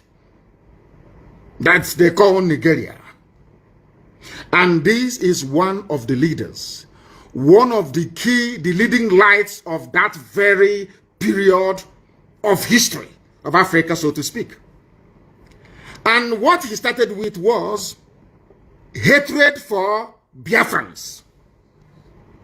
In other words, for a BBC journalist to ask Ahmadu Bello, why is it that Fulani people are obsessed with hatred for Igbo people? What I'm telling you that didn't happen yesterday. Please, I don't want you to, do not misquote me or misunderstand me. This happened many, many years ago as Nigeria was being formed. They asked him, why do you hate Igbo people so much? Not only that, the man asked him, why do you have an obsession? Is a type of madness. In other words, BBC of all people, BBC and by extension the British government knew from day one that Fulani had an obsession against Igbo people. That will kill them. That will. They knew it. Everybody knew it. But Azikiwe decided to keep quiet about it. The same thing that Igbo governors, Eastern governors, Biafran leaders are doing today. That is why we are in the mess we are in. Because this is the person who founded, co-founder of the new Nigeria that Britain had created. He is the Fulani leader. It was because of the death of this man that we lost 5 million people between 67 to 70.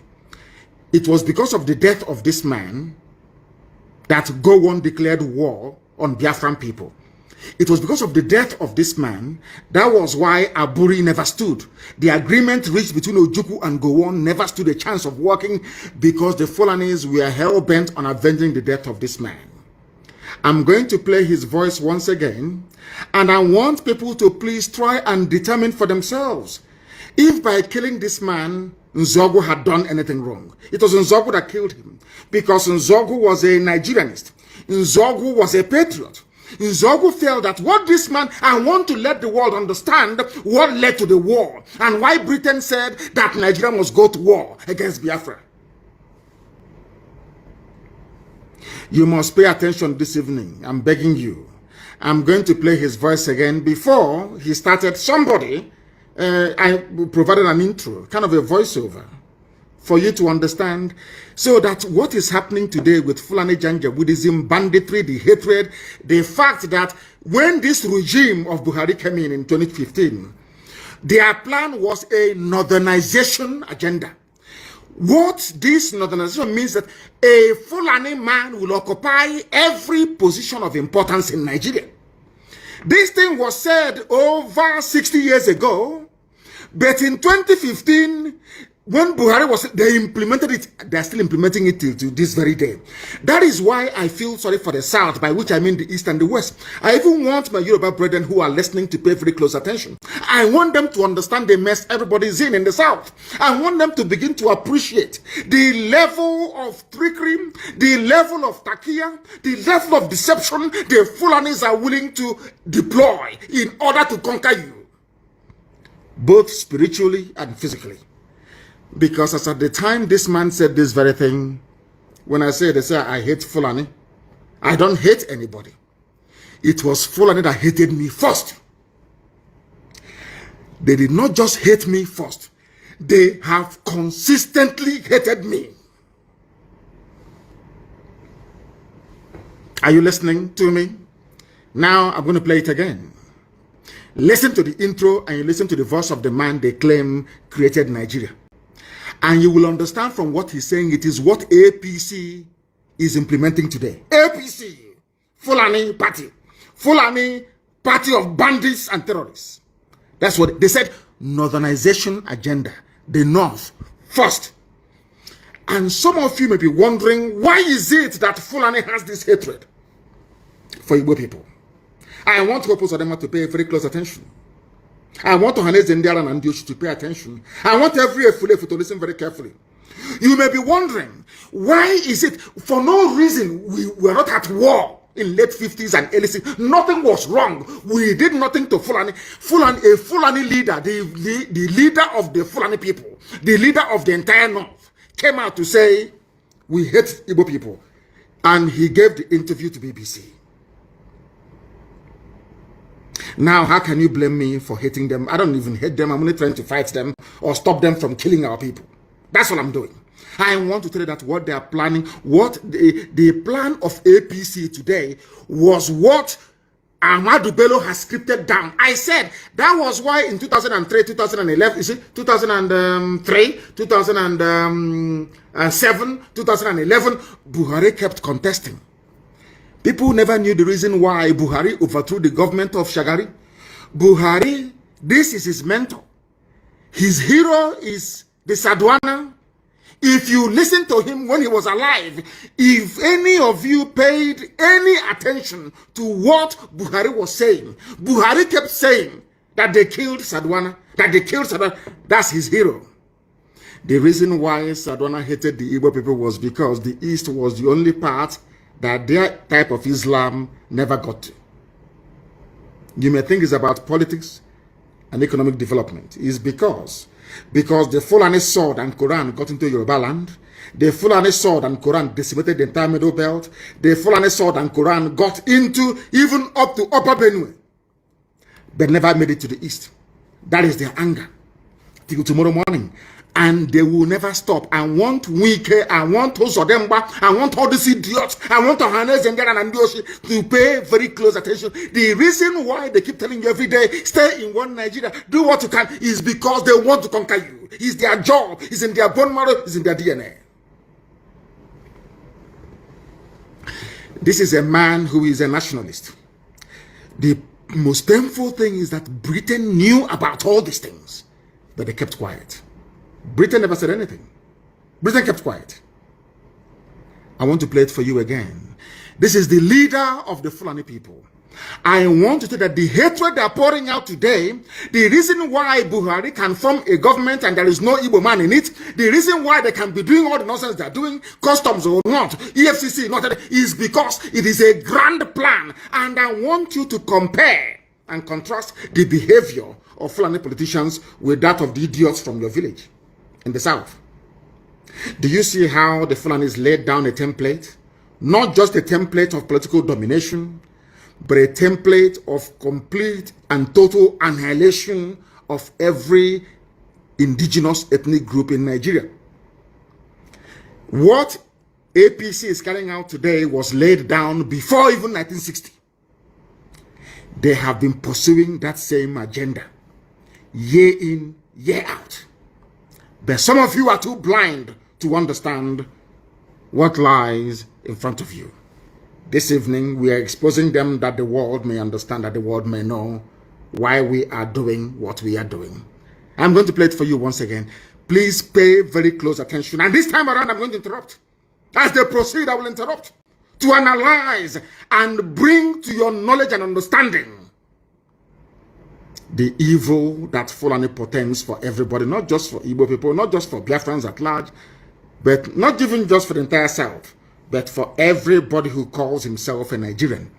Because as at the time that this man said this, uttered these very, should I say, vengeful words or insightful words, Nigeria was not at war. There was euphoria everywhere. Independence is around the corner. They're about to take over everywhere. Every black people are about to rule black land. That was done it for it. This is the man that they refer to as their founding father.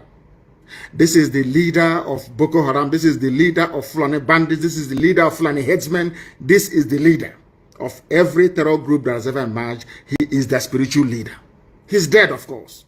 His death was what caused the war, because Britain wanted vengeance. Britain knew that Fulani hated Igbo people, because Britain hated Igbo people. Britain hates Biafra with a passion. Pure raw hatred. Raw hatred is the same hatred that the Fulanis have. You cannot explain it. Why Britain hates Biafra is beyond me. We are Anglicans, though. We are Christians, though, for your information. We attend Anglican church. We are Christians in the main. England is supposed to be a Christian nation, but their hatred for Biafra is immense. And isn't it very ironic? The only part of the zoo called Nigeria that is entirely or should I say homogeneous Christian, no Islam.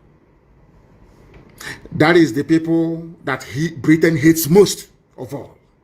And every Sunday like today, every Anglican church in Biafra land have contributed their money. Very soon they will ship it all the way to Canterbury. Are you feeling what I'm saying? I want you to listen once again, please, to understand those who are the fermenters of trouble in Nigeria. I want to prove to the world tonight that Fulani people are the originators of every problem in Nigeria.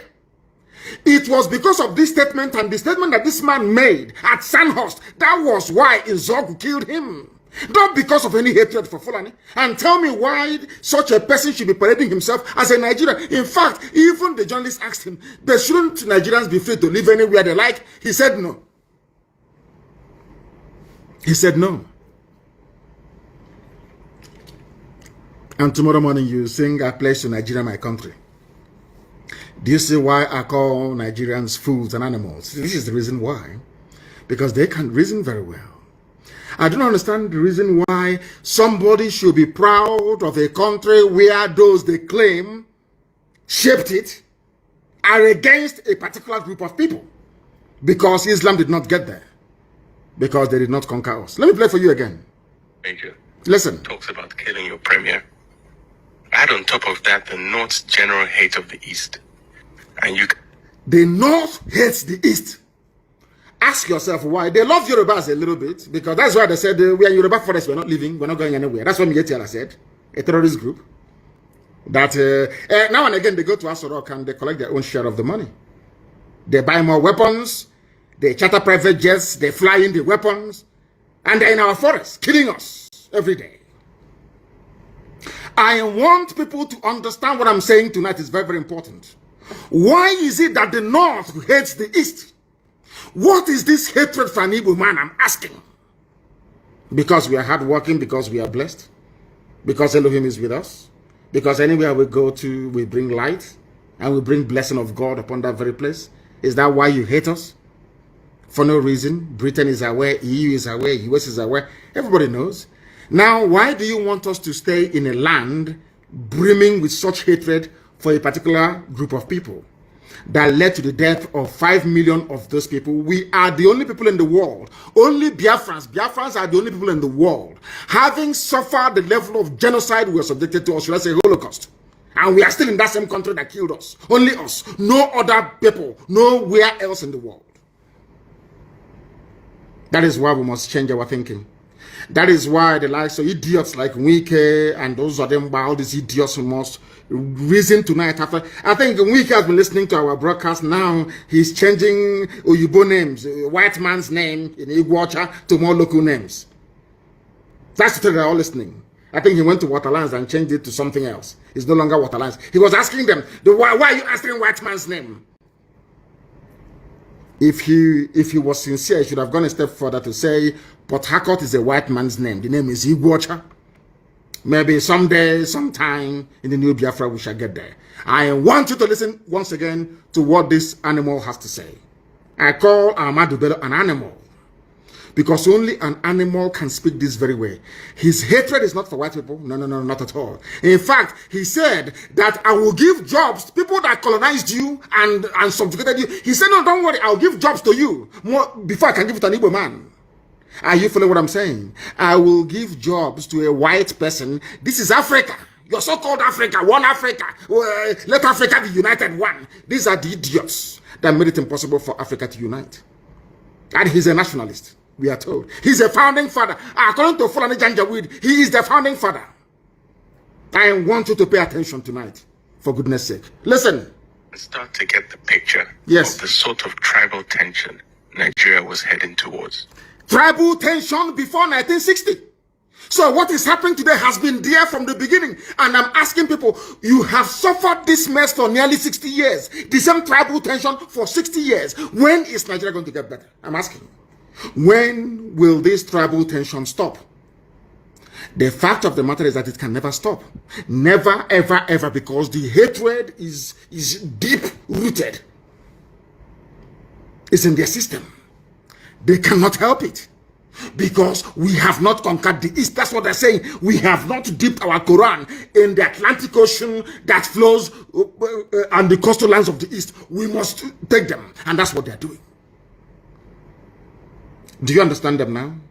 All of you that believe in one Nigeria, do you begin to see that what you did was merely to dig your own graves? You have dug your graves. I'm telling you. That's what you have done. Look at the mindset of the people that you are in the same country with.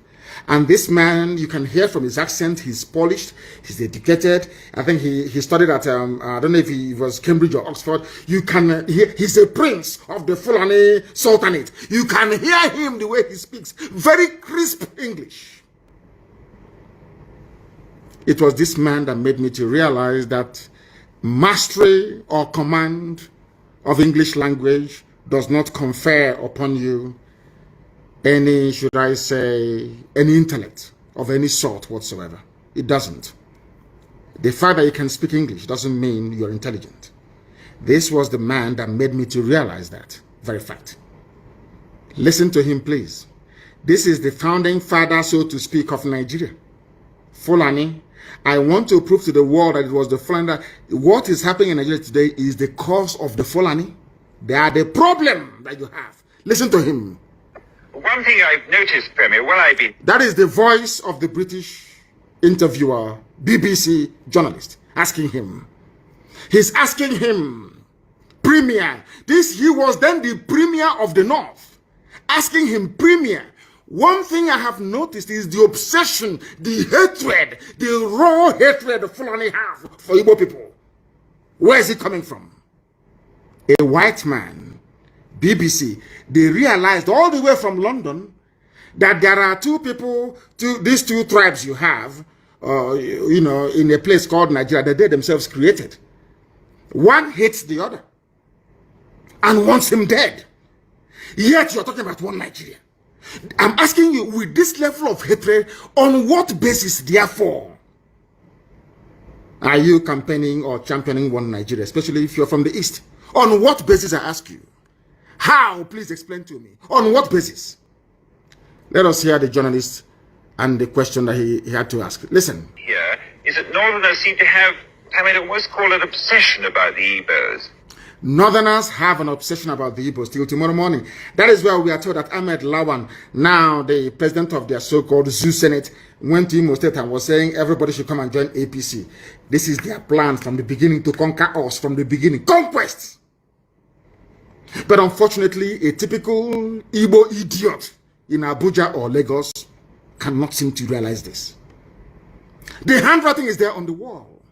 They cannot seem to realize what is going on.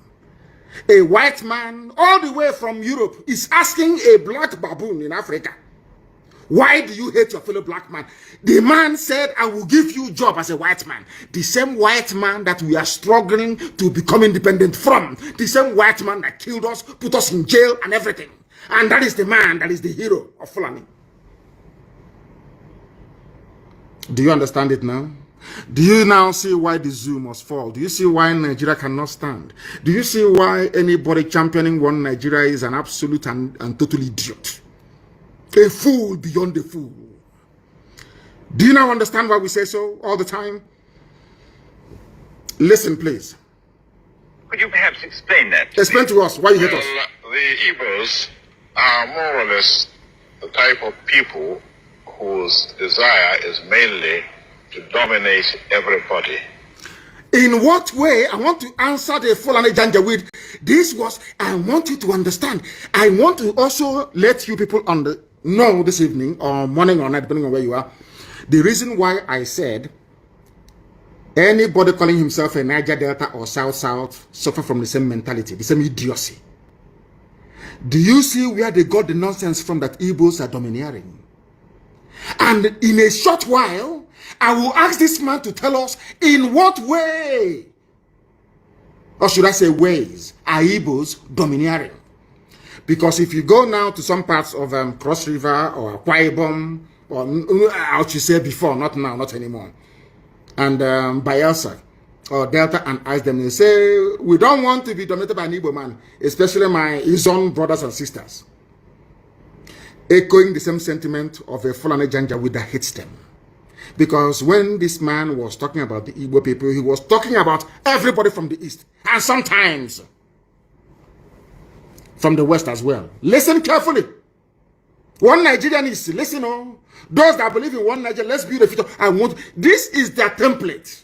It can never change because they are Janjaweed. They follow their leader. Whatever their leader does, whatever, if the leader says to them, oh, go and kill people, they'll go and kill. This is Fulani Janjaweedism. This is the man that the late dead Buhari was following in the footsteps. Now listen, Igbos, they asked him, why do you hate Igbo people? He said, because they are domineering. The same thing they said about the Jews all over Europe. Just because they're successful, because God blessed them. That is all, that nothing more. I hate Jews. Why? I don't know, but I hate them. Why do you hate them? They took over the banking system. Okay, because they are doing something that you cannot do. The same thing about Igbo people in the zoo called Nigeria. By Igbo, I mean the whole of Biafra in Nigeria. I want our people to pay attention tonight so that their brain can be cleansed properly. They asked him, a white man asked him, why do you hate Igbo people? Asking a Fulani man, I want Fulani to know that you brought the hate to me. You are the original haters of other people. You have no right to complain. You people are the original haters. You started the hatred before anybody else. Listen to what he has to say. Igbos are domineering. Now we want to find out how did Igbo people go to Sokoto and take over Sokoto? Is an Igbo man the Sultan of Sokoto? Is an Igbo man the Emir of Kano? Is an Igbo man the Emir of Bantu? Please tell us, how did they dominate you? If they go to a village, to a town, they want to monopolize everything in that area. They want to monopolize everything. As I told you, these are congenital liars. Fulani are liars. They are liars and deceivers. And I feel sorry for some of you in the zoo. Some of you that allowed Fulani to deceive you. They can't deceive me. They can never deceive me. They asked the premier he's the premier, the political head of the North. He said, why do you hate Igbo people? They are domineering. How? Any village they go to, they want to dominate everything. Now I want to ask him, Igbos were everywhere in the North. Is an Igbo man an emir in the North? From before his time till today? But he said they want to dominate. What he meant to say is that God blessed them. Because there is something about Biafran people that the Fulanis can see that incidentally, Efulefus cannot see in themselves. This man understands one very simple fact. That the Biafran people are like the Jews of Africa, as Henry Kissinger said and wrote in his memo to President Nixon. That he believes that Biafrans, especially Igbos, are the wandering Jews of Africa. Henry Kissinger said it. Wrote it in a memo. Go and check. Go to the Library of Congress in America and go and check. I'm not going to give it to you. Some of you are very lazy. You cannot read. You cannot do any research. Go and research it yourself. You say there. How are they dominating you? They are dominating me by coming into my town and developing it. They are coming into my town and teaching our children how to read and write properly. They are opening businesses. They are successful. That is how you dominate them. Are you listening to me? So because Britain is the largest inward investor into the USA, that means that Britain is not dominating USA. Or in the late 80s and early 90s, when Japanese people and businessmen were the highest investors in the USA with Toyota, Nissan factory and everything else, that means that Japan is now dominating USA. Do you see how they reason? Do you see why I call them Janjaweed? Do you see why their brain, do you see why I cannot be in the same country with these people? With this level of hatred. Why do you hate me? Okay, because I am successful at business and economics. That's all. And because of that, I should be killed. Efulefus, are you listening? I want to prove to all the Efulefus that the hatred today in the zoo was brought about by Fulani Janjaweedism. Listen carefully, please.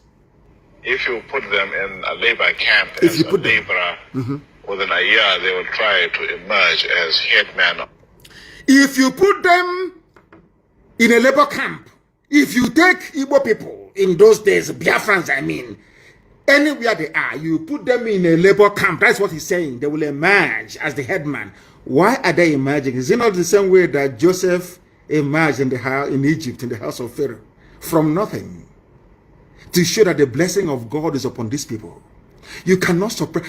There's a saying where we come. You see the moon, your hand cannot cover it. It's blessing. It is called blessing. It is not domination. It's blessing from God. And that blessing is for the whole of Africa. Not just even for Nigeria, for the whole of Africa. The blessing that Biafra brings to the table is for the whole of the black world, wherever you have any black person residing. You cannot stop it. Nobody can stop it. That blessing from God. That is why a white man can see a Biafran laborer and say there is something in this man. Because of that, I'm going to make him the head man or the foreman of this company. Because the blessing of God is upon that man. The same way it is upon Israel. You cannot, he says, a blessing from Elohim. You can't take it away. Instead of people to see this blessing, what they see is they are coming to dominate me. Do you understand it now? Zoological Republic. Are you following me this evening? I thought it's a very special broadcast. I want the world to understand. Because I know the US ambassador is listening, the UK High Commission, all of them are listening. I want to know it was Fulani that brought in hatred into Nigeria. Fulani, no other person, Fulani. This is their master speaking. This is their progenitor speaking. Over 60 years ago. And all those things he said over 60 years ago are still prevalent today in the damnable Zoological Republic of Nigeria. Why do you hate them? They dominate. How are they dominating? If you put them in a labor camp, because at the time that this man was referring to, all the labor camps, all the factories were run by white people, by the British.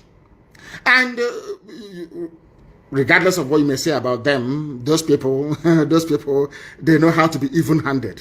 If you're hardworking, they'll promote you. These British people saw the blessing upon these people from the East. Children of light saw them. That was why Igbo people dominated the civil service, dominated, not because they wanted to, but because God's mercy and blessing was upon them. That is why they are hated. Not because they've done anything wrong. You hate them because God is with them. And no man can destroy it. This is a blessing from Elohim. They call it domineering and domination. Now you understand me, don't you? Do you understand now? The Igbo people are ancient people, very old, the oldest people on the face of this very earth, by none. Ndibo, ancient, that's the meaning of it. Old people, old. The center of the world. That is why they occupy the center of the world. Zero longitude, zero latitude, the very center, the very beginning of life itself. God did not make any mistake by placing us there. I want all of you, both the Efulefus and those who are normal, who are listening to me this evening, to understand this very gift. The more we misuse this gift that God gave to us, the angrier God will be with us, and the more destruction we are likely to face. And there is only one solution to this problem: freedom. Because when freedom comes to Biafra, freedom will come to every black person on the face of this very earth. That is that thing that people see, and they say they're domineering.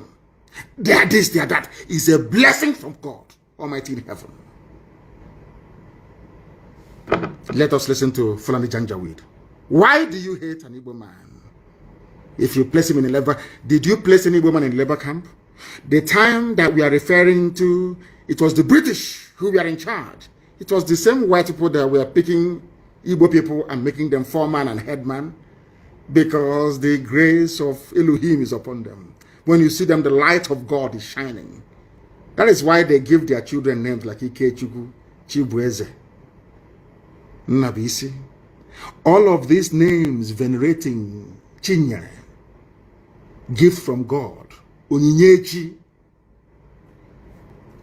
Now you understand it, don't you? Uche Chukwu Gemerere. When we answer all these names, we wear it on our forehead, but we don't know what it means. We answer Tamuno. We answer Obase. We answer Abase. It's on our forehead. We answer Olisa. We are so much loved by Elohim that even the name of God we answer. Why shouldn't God's grace be upon us? Do you see why Biafra cannot be destroyed by any mortal? It's indestructible. No matter how angry God is with us, he remembers his promise. He remembers the purpose for which Biafra was created. And that promise must come to pass, because the word of God said, instead of my spoken word not to happen, heaven and earth will come to pass. Upon that very authority do we stand to proclaim that Biafra must come. There is nothing that God cannot do. But to the ordinary person living in the flesh, to a mere mortal with a temporal mindset, you cannot understand it. It's only those of us in the spirit that can see it. You have to be able to discern what is happening, to be able to understand what Biafra means. Some people are running about shouting, Biafra, Biafra, they don't know the meaning. They have no idea what Biafra means. You people is an example of the fulfillment of God's promise upon the lives of men. In other words, Biafra is beyond politics. Biafra is beyond what man can understand. Now you know why we answer Umu Chineke, the children of God in heaven, unashamedly. Why do you hate Igbo people? He said they are domineering. How did they dominate you? Because anywhere they go to, the grace of God is upon them. Even the white man will call them and ask them to head a factory. And then their brothers will come and they even receive more blessing and they become millionaires and they become billionaires in a land far removed from their own, because the grace of God is with them. God goes before them. That's the name they give to their children. Before we come to your land, God has already prepared it for us. Not to conquer you or to dominate you, but to prosper, that you also may prosper. Only if Africans can see this. Only if. Only if Africa can understand what Elohim intended to do with Biafra. Maybe one day they will. Let's listen to this Janjaweed. If they go to a village, yes, to a town, they want to monopolize everything in that area. How? What do you call monopoly? Is it not the same monopoly that Dangote is having today? Do you know that in the USA, of course, we're going to take him to court in the USA. It's called antitrust laws in the USA. If you run any monopoly anywhere in the world, you will go to prison in the US for 25 years. No monopoly is allowed in the US. If you go, I think there was a report that came out a few days ago, making it very clear that Dangote is running a monopoly. The same people accusing us of monopolizing everything, they are the ones that monopolize pasta. They monopolize Indomie. They monopolize salt. They monopolize sugar. They monopolize cement. And now, finally, they have monopolized petrol as well, because only Dangote refinery will be working. I want people to reason, especially those that went to school from the south. I want to put your mind to this. They talk about monopoly to tell you that Fulani came with a game plan. In order to conquer, they feel they are like Lucifer, Satan, who will point to darkness. In order to conquer the light that is from the east, Biafran people, they turned everything on its head. They closed all the refineries that were working, and they now gave license to a Fulani man, only one man to refine petrol. They took away cement license from everybody, including Ibeto from the east. They gave it to Dangote. Only him can import cement. Only him sugar. Only him salt. Only him pasta. Only him Indomie, whatever you call it. Noodles. The same thing they are accusing other people of. And sometimes people shouldn't despair. When you have other tribes joining them, saying Igbo man did this here, Biafra this, Biafra that, don't blame them. The devil, anybody who rises up to castigate Biafra, is a child of Lucifer, a child of Satan, and can never make heaven. I said it many years, should I say many years ago, a few years ago.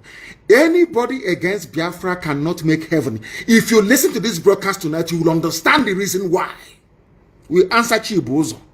God goes before us to prepare a way for us. And then we come. And the grace and the blessing will be coming out in abundance. You won't understand it. It is not our own making. It's Elohim. We are his children. He must bless us. We can annoy him all we like, do all the things that we do. He will punish us, no doubt. But in the end, that blessing is there. It cannot go away. Because anytime God gives his blessing, he doesn't take it back. He's not man. Janjaweed, why do you hate Igbo people? Because they want to dominate. They are successful and God is with them. That's all. That was the reason why they killed 5 million people. And today, we are still talking about Biafra. Because Biafra is the promise of the Most High in heaven. Listen. Put them in a labor camp Yes. as a laborer. Within a year, they will try to emerge as headman of that camp. They are not trying to emerge. So on. Well, God is with them. In the past, our people were not alive for their responsibilities. In the past, the Fulani did not realize how to stop the Igbo man. Fulani did not realize how to stop Biafra. But now, we have realized it. That is what they said over 60 years ago. That is what they're still doing today. You must pay attention, please. Because you can see from our northernization policy that in 1952, when They now have a northernization policy. I'm going to, this thing is talking about happened in the late 50s, even before independence. Listen carefully. In the late 50s, before independence, that same thing is happening today. In a short while, I will show you how. It is called a Fulanization agenda, more like. All those years that Buhari was crying for losing elections, it was because he was saying that what their progenitor is saying, they wanted to finish this job of jihad by stealth, started by a descendant of Othman Danfodio. You are listening to the voice of the Sadwana of Sokoto. He should have been the Sultan of Sokoto, but because he was into politics, they gave him a special title, the Sadwana of Sokoto, and shipped him to Kaduna, where he was reigning, where he was the king. Now listen carefully. He said, we are now alive. This was the man that wanted to continue what his great-grandfather started. His great-grandfather is Othman Danfodio. He's a prince. That was why when they came into Delta, when they came into,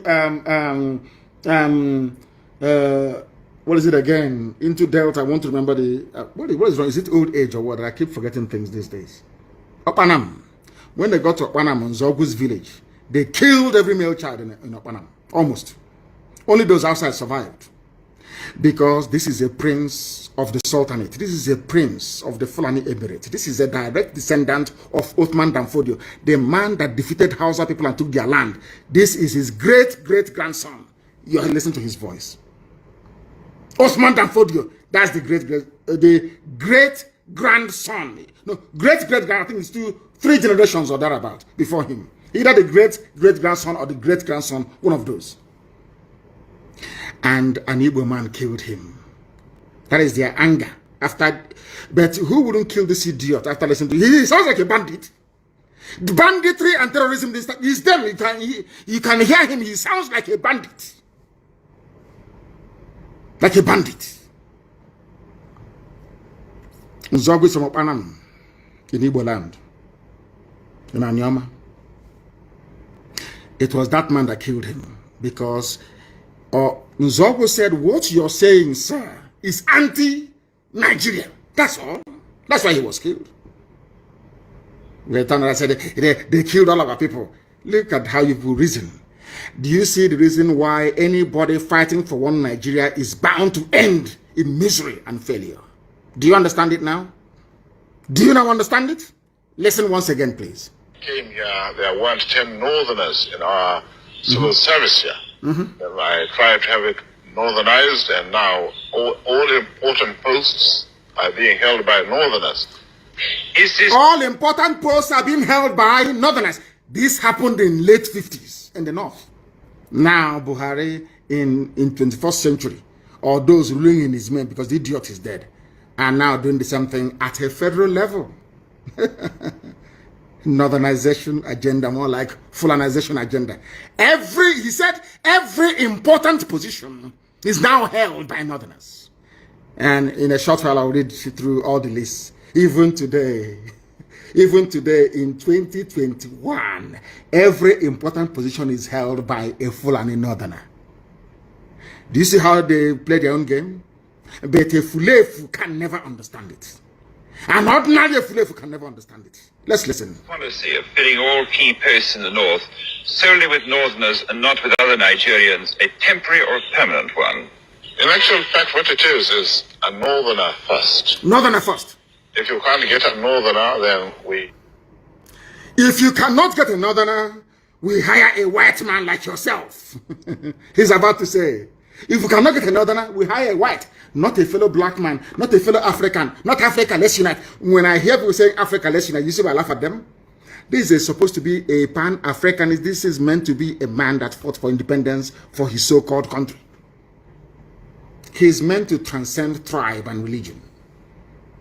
But here he's saying it is going to be a permanent feature. Permanent. Northerner first. And today it is happening. And I want to prove it to you that it's happening today. Zoological Republic. You must pay very close attention to what this man has to say. Very, very briefly. Then I will tell you why they have consistently, they groom people, they train them on that northernization agenda. It doesn't change. It doesn't matter who is in power. A northerner has to be the chief of army staff. A northerner has to be the chief of defense. Everything is north. Everything north. You see the reason why? They know what they're doing. Because they know that we are black people. After a while, we accept it as the norm. It can no longer offend our senses anymore. Did you see it? Do you see it? It didn't start today. This northerner first, this northernization, Fulanization started all the way in the 1950s, over 60 years ago. 60 years ago, over 60 years ago, it started. Give a Fulef 1 bag of rice and 2 teaspoons of sugar. He will sell his entire village. Ask Fulani to come and occupy it. Do you see why ESN has come? We are the first and the last line of defense against this rabid Fulanization agenda. Listen to him one more time, then I'll give you the proof. Could you perhaps explain that to me? Explain. Well, the Igbos are more or less the type of people whose desire is mainly to dominate everybody. If they go to a village, to a town, they want to monopolize everything in that area.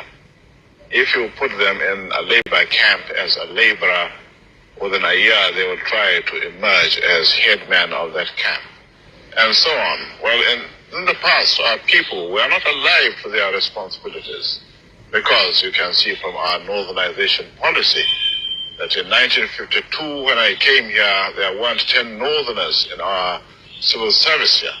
And I tried to have it northernized, and now all important posts are being held by northerners. Is this policy of filling all key posts in the north solely with Northerners and not with other Nigerians a temporary or permanent one? In actual fact, what it is a northerner first. A permanent one. If you can't get a northerner, then first. we take an expatriate like yourself. You take a white man, not black. If we can't, then we can employ another Nigerian, but on contract too. On contract. This is going to be a permanent, I should say. A permanent. As far as I can Fulani everywhere is permanent. It would be rather dangerous Over 60 years ago. to see the number of boys who are now turning from all our learning institutions coming out with having no work to do. I'm sure whichever government of the day might be, it will feel rather embarrassed, and it might even lead to bloodshed. It might lead to bloodshed. This is something that's happening today. That's one thing he got right. That unemployment in the north will lead to bloodshed, which is where you have Boko Haram, Fulani Janjaweedism, Yetiala, you have Fulani headsmen, you have ISIS in West Africa, you have bandits everywhere. Is it not happening now? Everything, I give him credit, everything this man said is happening today. That's why I played this clip. Some of you have seen it many times over. but your brain can never digest or the magnitude of what this animal is saying. An animal he is. Now let me prove to you that what this man is saying is absolutely over 60 years ago. Somebody wrote, not me, the Fulanization of Nigeria. What this man said, our agenda is to make sure it is Northerner first, Fulani first. Now listen. The Fulani oligarchy headquartered, look at the Sultan shedding his crocodile tears. That idiot, Sultan of Sokoto, a complete fool, a complete idiot. He is shedding crocodile. Let's do something about one Nigeria. They know what they're doing. It's called deception, Takia. They know. There's some will play good cop, some will play bad cop. Today they will say, Arewa will say, we want referendum. Tomorrow another idiot will come and say, no referendum. They know they are playing with your mind, playing with your brain. That's what they're doing. Now, listen. Have you ever observed that the Fulani Caliphate, in collaboration with those they deceived with their Kanuri brothers, and to an extent Yoruba Muslims, how they have conquered Nigeria? Nigeria is Nigeria. I said all the Efulefus. I made one simple request. Go outside, just in a bar, anywhere in the world, and ask anybody, how do you see Nigeria? They'll tell you that Nigeria is an Islamic country. Showing you that you've been conquered. All of you, what IPOB, ESN, Biafra generation is doing is to free you from your slavery that you don't know you are into. That is why anybody from the south, even me talking about one Nigeria, I look at you as an animal because you don't know you're conquered. They have conquered Nigeria. They have captured the three arms of government. Exactly what the descendant of Othman Danfodio said that they're going to do. And but let me remind you that Othman Danfodio said they will dip the Quran in the Atlantic. He said, we will dip the Quran in the Atlantic. That's what Othman Danfodio said. Now his great-grandson came out and said, we want to dominate everybody by blaming the Igbos, so they're coming to dominate us, so we'll dominate everybody. And one wretched idiot from Niger Republic, that the father used to sell dog. The father will buy dog. You know dog, Obobo. Buy dog from villagers in Niger Republic and come to Daura to sell. On one of those trips, the idiot met the mother of Buhari and gave her one dog for free. And the next day, before, you know how those things, it's like chewing gum and biscuit in those days, and Fanta, soft drink. With our women in the East, chewing gum, you used biscuit, cabin biscuit, chewing gum, sweet, it's called hacks in those days, and a bit of Fanta. If you add Fanta, church Awasa, Ibrulaba. The same thing happened in this man gave a bogo dog to Buhari mother. That's how they get back to Buhari. Dog or bogo in exchange. The idiot is not even a Nigerian. He's from Niger Republic. Buhari. Where is the president of the zoo from? Those that are ruling in his name, his Fulani, to tell you that their northernization first agenda is now complete. Totally complete, they have done it. Where is their president from? Fulani? Or should I say presidency? Because there's no president. Presidency is Fulani. Chief of Staff, Fulani. The Chief Justice of Nigeria, Fulani. Senate President of Nigeria is Kanuri, of course, is Fulani. They're all the same. Deputy Speaker of the Senate is Fulani. The Army Chief of Staff is Fulani. Navy Chief Fulani. Police IG Fulani. National Security Advisor is Kanuri, of course, is some Fulani. Janjaweed. DSS is Fulani. National Intelligence Agency Fulani. Directorate of Intelligence, Army Intelligence is Fulani. Then listen to the ministries. I'm now reminded, go back to the voice of the man you heard a while back. Go back to it. Defense, Minister of Defense, Fulani. Minister of Finance, Fulani. So when they steal money, nobody can say anything. That's why somebody came out and said, Burata stole money. And their so-called presidency came out and said he didn't steal any money. Because they control everything. They can burn papers. That was why Army headquarters was set alight. Because of the loot, the stolen money. Buratai and the Fulani Janjaweed Mietiala, they never wanted the paper trail to lead to them. They burnt, they set the army headquarters on fire. That is what the Fulani do, and do it very well. Some of you may be too young. You don't remember somebody called Ibrahim Taher, the former Minister for Communication. His office was at the Nitel Tower in Lagos, in the Marina. Nitel Tower, Marina. After stealing all the money meant for Minister of Communications, he set Nitel on fire. Go and check. That is how you know that Fulani have looted money. They set the building alight. Go and check. They set alight the Federal Inland Revenue Service in Abuja when they stole money from there. Now, Buratai as well set fire to army headquarters in Abuja. Is it very clear to you now how they roll? Zoological Republic. That is the reason why they need to put their people everywhere. Because for them to put Hope Uzodinma in power, they had to make sure that a Fulani man is the Chief Justice of Nigeria. Do you understand the trick? It's very simple. To make sure that they get their man as Ohaneze, President General, they need somebody they control in Imo State. You know, that they may be driving cattle up and down, but Britain is advising them very well. And they are listening. Are you following me? To put Hope Uzodinma there, the Minister of Justice, Onogen, was pursued, chased away from office in Abuja, chased away by Mieti Allah. And they put Otanko, Eroplenton, a man that read Sharia law, Chief Justice of a secular nation. That is why I think that Nigerians are mad. Believe you me, Nigerians are insane. Their brain is not correct. Somebody that studied Sharia law is the head of the judicial system of a secular nation. Unbelievable. Unbelievable. Federal Capital Territory Fulani, Agriculture Fulani, Police Affairs Fulani, Aviation Fulani. We need to sing song with this now. Those who play music. Aviation Fulani, Communication Fulani, Power Fulani, Water Resources Fulani, Humanity. Everything is Fulani. All the 19 northern governors are Fulani except Benue, Plateau, Taraba, and Kogi. Every northern, apart from 4, the rest are all Fulani. And they are visitors, they are migrants, they are not indigenous to the place. Because Fulani have a game plan. From the word go, their game plan is to dominate and subjugate you. Dominate and subjugate. They are the ones who are the thieves. But they are busy pointing at people. Hey, EFCC, it is whereas Fulani, nobody steals more than Fulani does. They are kleptomaniacs. They are real highway robbers. After robbing, they point at somebody else. Oh, look at him. He's under investigation. And I asked Fulani, who stole more than what a Fulani man stole, Umaru Diko? Umaru Diko, when money had value, stole over £5 billion in a mobile bank and ran to England. True or false? Who stole more than Abacha? Who stole more than Buhari when he was alive? The missing suitcases, have you forgotten? All of you, have you forgotten? Do you know why Aisha Buhari cannot travel to USA? I went to USA. But the Fulani that claim that Nnamdi is a terrorist, they cannot travel to USA. They cannot. El-Rufai cannot go to the US.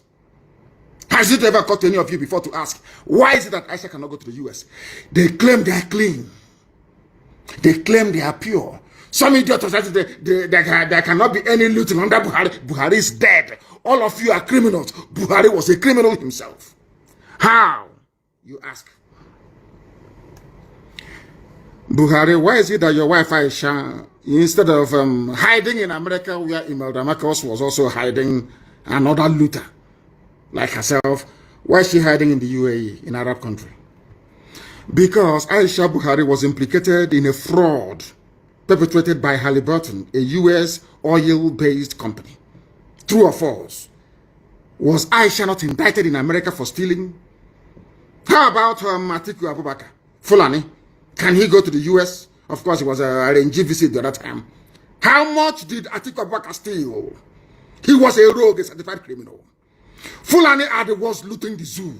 When they cannot loot unofficially, they loot officially through Dangote, who is a money launderer. He's not a businessman, he's a money launderer. Who doesn't know he's a money launderer? Papa Sajo knows. All of you keep quiet. Because you're in the zoo. Because your brain cells are not working. People who came from Senegambia with their cattle came into your land and deceived all of you from the north. All of you. Shame on all of you. Deceived all of you. Today, all the 19 governors of the north, only 4 are not Fulani. The rest are all Fulani. And they are not indigenous to the place. Sometimes they're not even up to 40,000 Fulani in a state. And they take it over. Because you people are stupid. You are very, very foolish. Very, very foolish. It is that foolishness that Hopus or them, we care and also idiots are promoting in the East. They don't know the consequences. By the time the consequences of what they are doing will dawn on us, they are all dead. We are all dead. Our children will be taken over. As they have taken over the North. As they have taken over the North. Chineke kweli ihe ọjọọ. Lord God, have mercy on these people. Now, I have not finished. I have given you the parastatals, I've given you the ministries. Now, let me give you the key agencies headed by the Fulani Northernization Agenda, Fulani First Agenda, started by Sadon of Sokoto, Amadou Bello. The one they named the university after in Zaria, Amadou Bello. That was the reason why Nzogu killed him. Nzogu didn't kill him because he hated the Fulani. No. Nzogu killed him because he knew that the man was a reprobate. He knew the man was an evil man. How many agencies are headed by Fulani? Remember, Fulani has taken over the presidency, all the armed forces. They've taken over the rulership of all the governance in the north. By 4 only. Now, let me tell you the agencies headed by the Fulani, they have taken over everything. So even when they steal money, you can no longer know now. Because Fulani will steal from customs and tell Fulani in EFCC to burn the file. The file will be burnt. EFCC, the Economic Crime Commission, whatever rubbish is called, Fulani. NFIU, Fulani. Customs, Fulani. Immigration, Fulani. Prisons, Fulani. Civil Defense, Fulani. NMPC, that's their private property. That's their private Fulani Janjaweed is their possession, NMPC. Nobody dares to come close. And some idiots are saying we are Niger Delta. We are from South. This maybe. Mad lunatics. In the creek. This maybe. In the Ara. NMPC Fulani. PTDF, whatever that means, Fulani. DPR, Fulani. PPRA, Fulani. Petroleum Trust, every fund of Fulani, Post Authority of Fulani, NIMASA, Fulani, NDIC, Fulani, SEC, Fulani, NICOM, Fulani, FMBN, Fulani, FHA, Fulani, NHIS, Fulani, NP. The list is endless. And you're in one Nigeria. Some of you are after graduation, you start looking for work. They have said that anywhere they put you into, one day you will emerge as the head. So you can read all the degrees you like in the zoo. Once you're a Nigerian, you can never get a job if you're from the East. They've said it now. That is why all of you answer to illiterates in Abuja, in the ministries. Now you understand, don't you?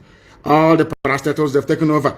The Sovereign Wealth Fund of Nigeria, which is the investment arm of Nigeria, where all the money goes to. Do you know who is controlling it? The daughter of another late president of Nigeria called Abba Kyari. The daughter is controlling the Sovereign Wealth Fund of Nigeria. Sovereign wealth. So when they invest in things like Microsoft, in blue chip companies like Dell or Apple or whatever, it is the Janjaweed, the daughter of Abba Kyari, who's in charge. Yeah, you're just shutting one Nigeria. Let's move our country forward. Mad lunatics, all of you are. Your brain cells are not complete. Abba Kyari's daughter, Sovereign Wealth Fund, they are holding the zoo. All of you are just animals in it. Go and read the Animal Farm. Some animals are more equal than others. Fulani are more equal than you because their game plan was well laid out from the beginning, well marshaled. If you talk, they bring terrorists against you. They unleash their bandits. When that doesn't work, they bring Mietiala with their cattle. You can never win. And they're in a hurry. They only have 2 more years. They're in a hurry. And by the time they're done with you, Also, the pain is that also them are, now listen to me. The Hausa people that allowed Fulani to conquer them, they're all dead. Now their children are the ones suffering. No more Hausa kings. All you have are Fulani emirs. That's how these things are. Oh, dear me. Elohim, all glory and honor belongs to thee. That is the reason why the Fulani came to Imo State. They tried to take over Imo State. And is now, he promised them, grab the opportunity to be at the center of Nigeria's politics by joining APC. And then your land is gone forever. And then to join APC, you must give land for cattle ranching, for Ruga, all the rest of it. And our land will be gone. Hey, that is what Fulani told their Igbo slaves. Hope Uzodinma. All of you are there watching Kuro naked eye from number 4 to number 1. And some of you call him governor. Some of you call Uzodinma governor. Because you know nothing. Because you're all cowards. I thank Elohim for IPOB. I thank Elohim for ESN. And how God sent unknown gunmen, I don't know, but I'm praying for them every day. They are saints. We have elevated them to sainthood. Unknown gunmen, they are saints to us. They are angels that we are seeing. We cannot see them anywhere. In fact, they're like angels. You cannot see them. You can't see them. Unknown gunmen, you can't see them. We don't know who they are, but they're doing the work of God. Unknown gunmen, as they did to them today in Akwa Ibom. We don't know who they are, but we are praying for them. Because to us, they are the only ones avenging what these animals have done to us. In the name of one Nigeria. Let me tell you one thing. This nonsense that the police IG said about establishing more police posts. It's like churches in the zoo. The more churches you build, the more, should I say, immoral the society becomes, or amoral, whichever one it is. The more police stations you build, the more lawlessness you will have.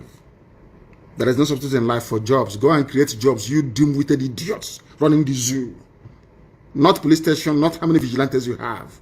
Not how many AK-47 are in the society. What guarantees security from time immemorial? Just jobs. People should be engaged. And I don't mind it's the devil's workshop. It's something that informs the economics of people who are progressive. Very simple, but you won't know. You want to go and build more police stations, and there are. Build it now, and a non-government will burn all of them down. And there are terrorist attacks everywhere. Children are being abducted every blessed day. Some of you cannot reason and you still want to be in one Nigeria. Can you see how they abducted Christian women in Kaduna? Some of them half naked. And you're in one Nigeria, praying for one Nigeria. The more kidnappers will strike. Very, very sad indeed. Very, very sad indeed. And on that note, before we bring today's program to a close very shortly, because I intended to be very, very short, I have a lot of things to talk about, but I want to make it very short. Let me also remind some of you fools like Hope Uzodinma, the Janjaweed administrator of Imo State, Supreme Court appointed. He said, we hijacked ESN from them. He believed a warrior. I will read something that somebody wrote. Let me. I think it's who wrote this very brilliant piece. It's one of our good writers. Well, how come his name is not here now? Oh dear. I would have given him credit for this. I didn't write it. Somebody else wrote. In response to what Uzodinma said, he said, everywhere you go, it is Nnamdi Kanu hijacked this and that. Let me add that one day BBC Igbo, they will accuse me and say I have hijacked BBC Igbo as well. Those idiots that work for the colonial masters. They said those of them, I said, Eastern governors, I hijacked ESN from them when they never got together to form any security outfit anywhere. Umahi was saying only 5-6 days ago that the thought of East-wide security network is dead. That's what they said. And let me remind you, of them, Eastern security network is everywhere across the entire East. In Akwa Ibom, in Cross River, in Bayelsa. We have ESN everywhere. It's not an Igbo affair. I know some of you say, Igbo. You can keep deceiving yourself. That's your business. Because they know that ESN is formidable. Everybody wants to identify with the beautiful bride, ESN. because ESN is doing something that the zoo army cannot do, the zoo police cannot do. Your eyes see what they're doing. Dedicated men and women, costing us a fortune, and rightfully so. Do you people wonder where we get the money to support ESN from? Do you know where we get the money from? You don't know. Have we ever come to you before for money to support ESN? That's what's driving them mad. That these people they said can never be united. They don't love themselves. The same people behind IPOB, the same people behind ESN, funding it every day. You know, they are shocked. We have not come to them to beg them to give us money to fund ESN. Talking rubbish all the time. I think he's on drugs. Or maybe that he forgot his boxer shorts in a hotel somewhere in the north. So he's talking like an idiot. You don't keep him silly here. Or he's talking rubbish. Actually, because he's like a woman, and I didn't have left that right and center. Idiot, wearing pampers, talking rubbish. Don't you wear pampers? Your fellow men destroyed you in hotels in the north. Because you want to be governor. Exactly like me. That idiot. May Elohim have mercy upon you. Fool. Do you know how we come up with the name Eastern Security Network? My happiness is that very shortly the West will adopt the same name and also the Middle Belt. Because we are very, very formidable. Next time, you will not only forget your boxer shorts, you forget your red cap there as well. In the hotel room. Where your fellow man is wrestling you because you want to be governor. Look at how useless you are. Look at how useless you are. Look at how useless you are, an idiot like you. From 419 to Governor's Lodge. Shamelessly, you were a thief in Lagos. Obtaining by tricks, lying and sending emails. So why won't you lie against ESN and IPOB and against me? Eh? Why won't you lie? After stealing you are a criminal. Hope can you travel to the US? You are a rogue, you're a thief. Everyone knows you as a 419er. From there to Governor's Lodge. And you will lie and do anything to become governor. You went to the north, they useless to you, gave you red cap, you came back, you're talking rubbish. Do you walk on a straight line? You don't know, we know the telltale signs of those of you who have been to the north and been useless. From one Haruna to one Abubakar, from Abubakar to Umar, uselessing you all over the place. Think we don't know? You the papas not bad over and I call you idiot like you. But Wazirika said I took Radio Biafra from him. Every idiot I took something from the bagger. Even the file carrier said I took his file. I don't know who. It's not Elochukwu that wrote this. Somebody wrote this. I want to give him credit. I cannot remember anymore. Maybe in the next 2 days.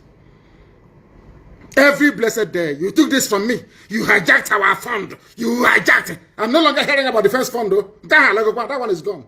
It's one idiot now saying 2.4 billion from the UK. Anyway, that's the same where we come from in Igbo. You know when you see a very pretty girl, as my wife is, and my mother before her. If you don't know what to tell her, you say, go and bath. That's what they're doing. They are shocked that we are disciplined and formidable. Because I am doing the work that I was born to do. To set the children of God free. That's what I'm doing. I have not come to this world to be a millionaire, to be a billionaire, to impress anybody, to ride big cars, to live it. That's rubbish. That's for Mobunyanon to very wretched poor people. Not for us. I was born into opulence. If you don't know, let me tell you. So money doesn't move us.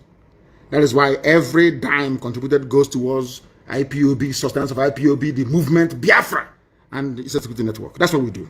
If you don't know. Look at the idiots saying we hijacked it. Do you people, as your, you know, as when they invite you to come to Sokoto, you know what you're going for. You start sweating. Even in air condition, you're sweating because you know what they're going to do to you that night. You know that you are finished that very night. They wouldn't be taking a pillow. Okay, baby. Oh my God in heaven, hope. Oh dear me. Every idiot, you hijacked this from us. Ohanes and Debo said I hijacked the minds of the people. Southeast governors, I hijacked ESN. The zoo, I hijacked the Nigerian youths. I hijacked End SARS protest. Lai Mohammed said I hijacked the media. But nobody can hijack us. Hey, my goodness. And I have an announcement to make. No more fundraising in Biafra land, please. No more fundraising, I beg of you. Nobody should. I don't care who you are. No making of videos and saying we've run out of this. And that's rubbish. You are soldiers, you remain in the bush until you are resupplied, until you get reinforcement. Do not raise any funds anywhere in the world. And the UK remains shut down until I will announce in a couple of days a new leadership for the United Kingdom, IPOB family. As formidable as ever. We're not going back. I thank all of you for listening this very evening, morning, noon, or night, depending on where you are.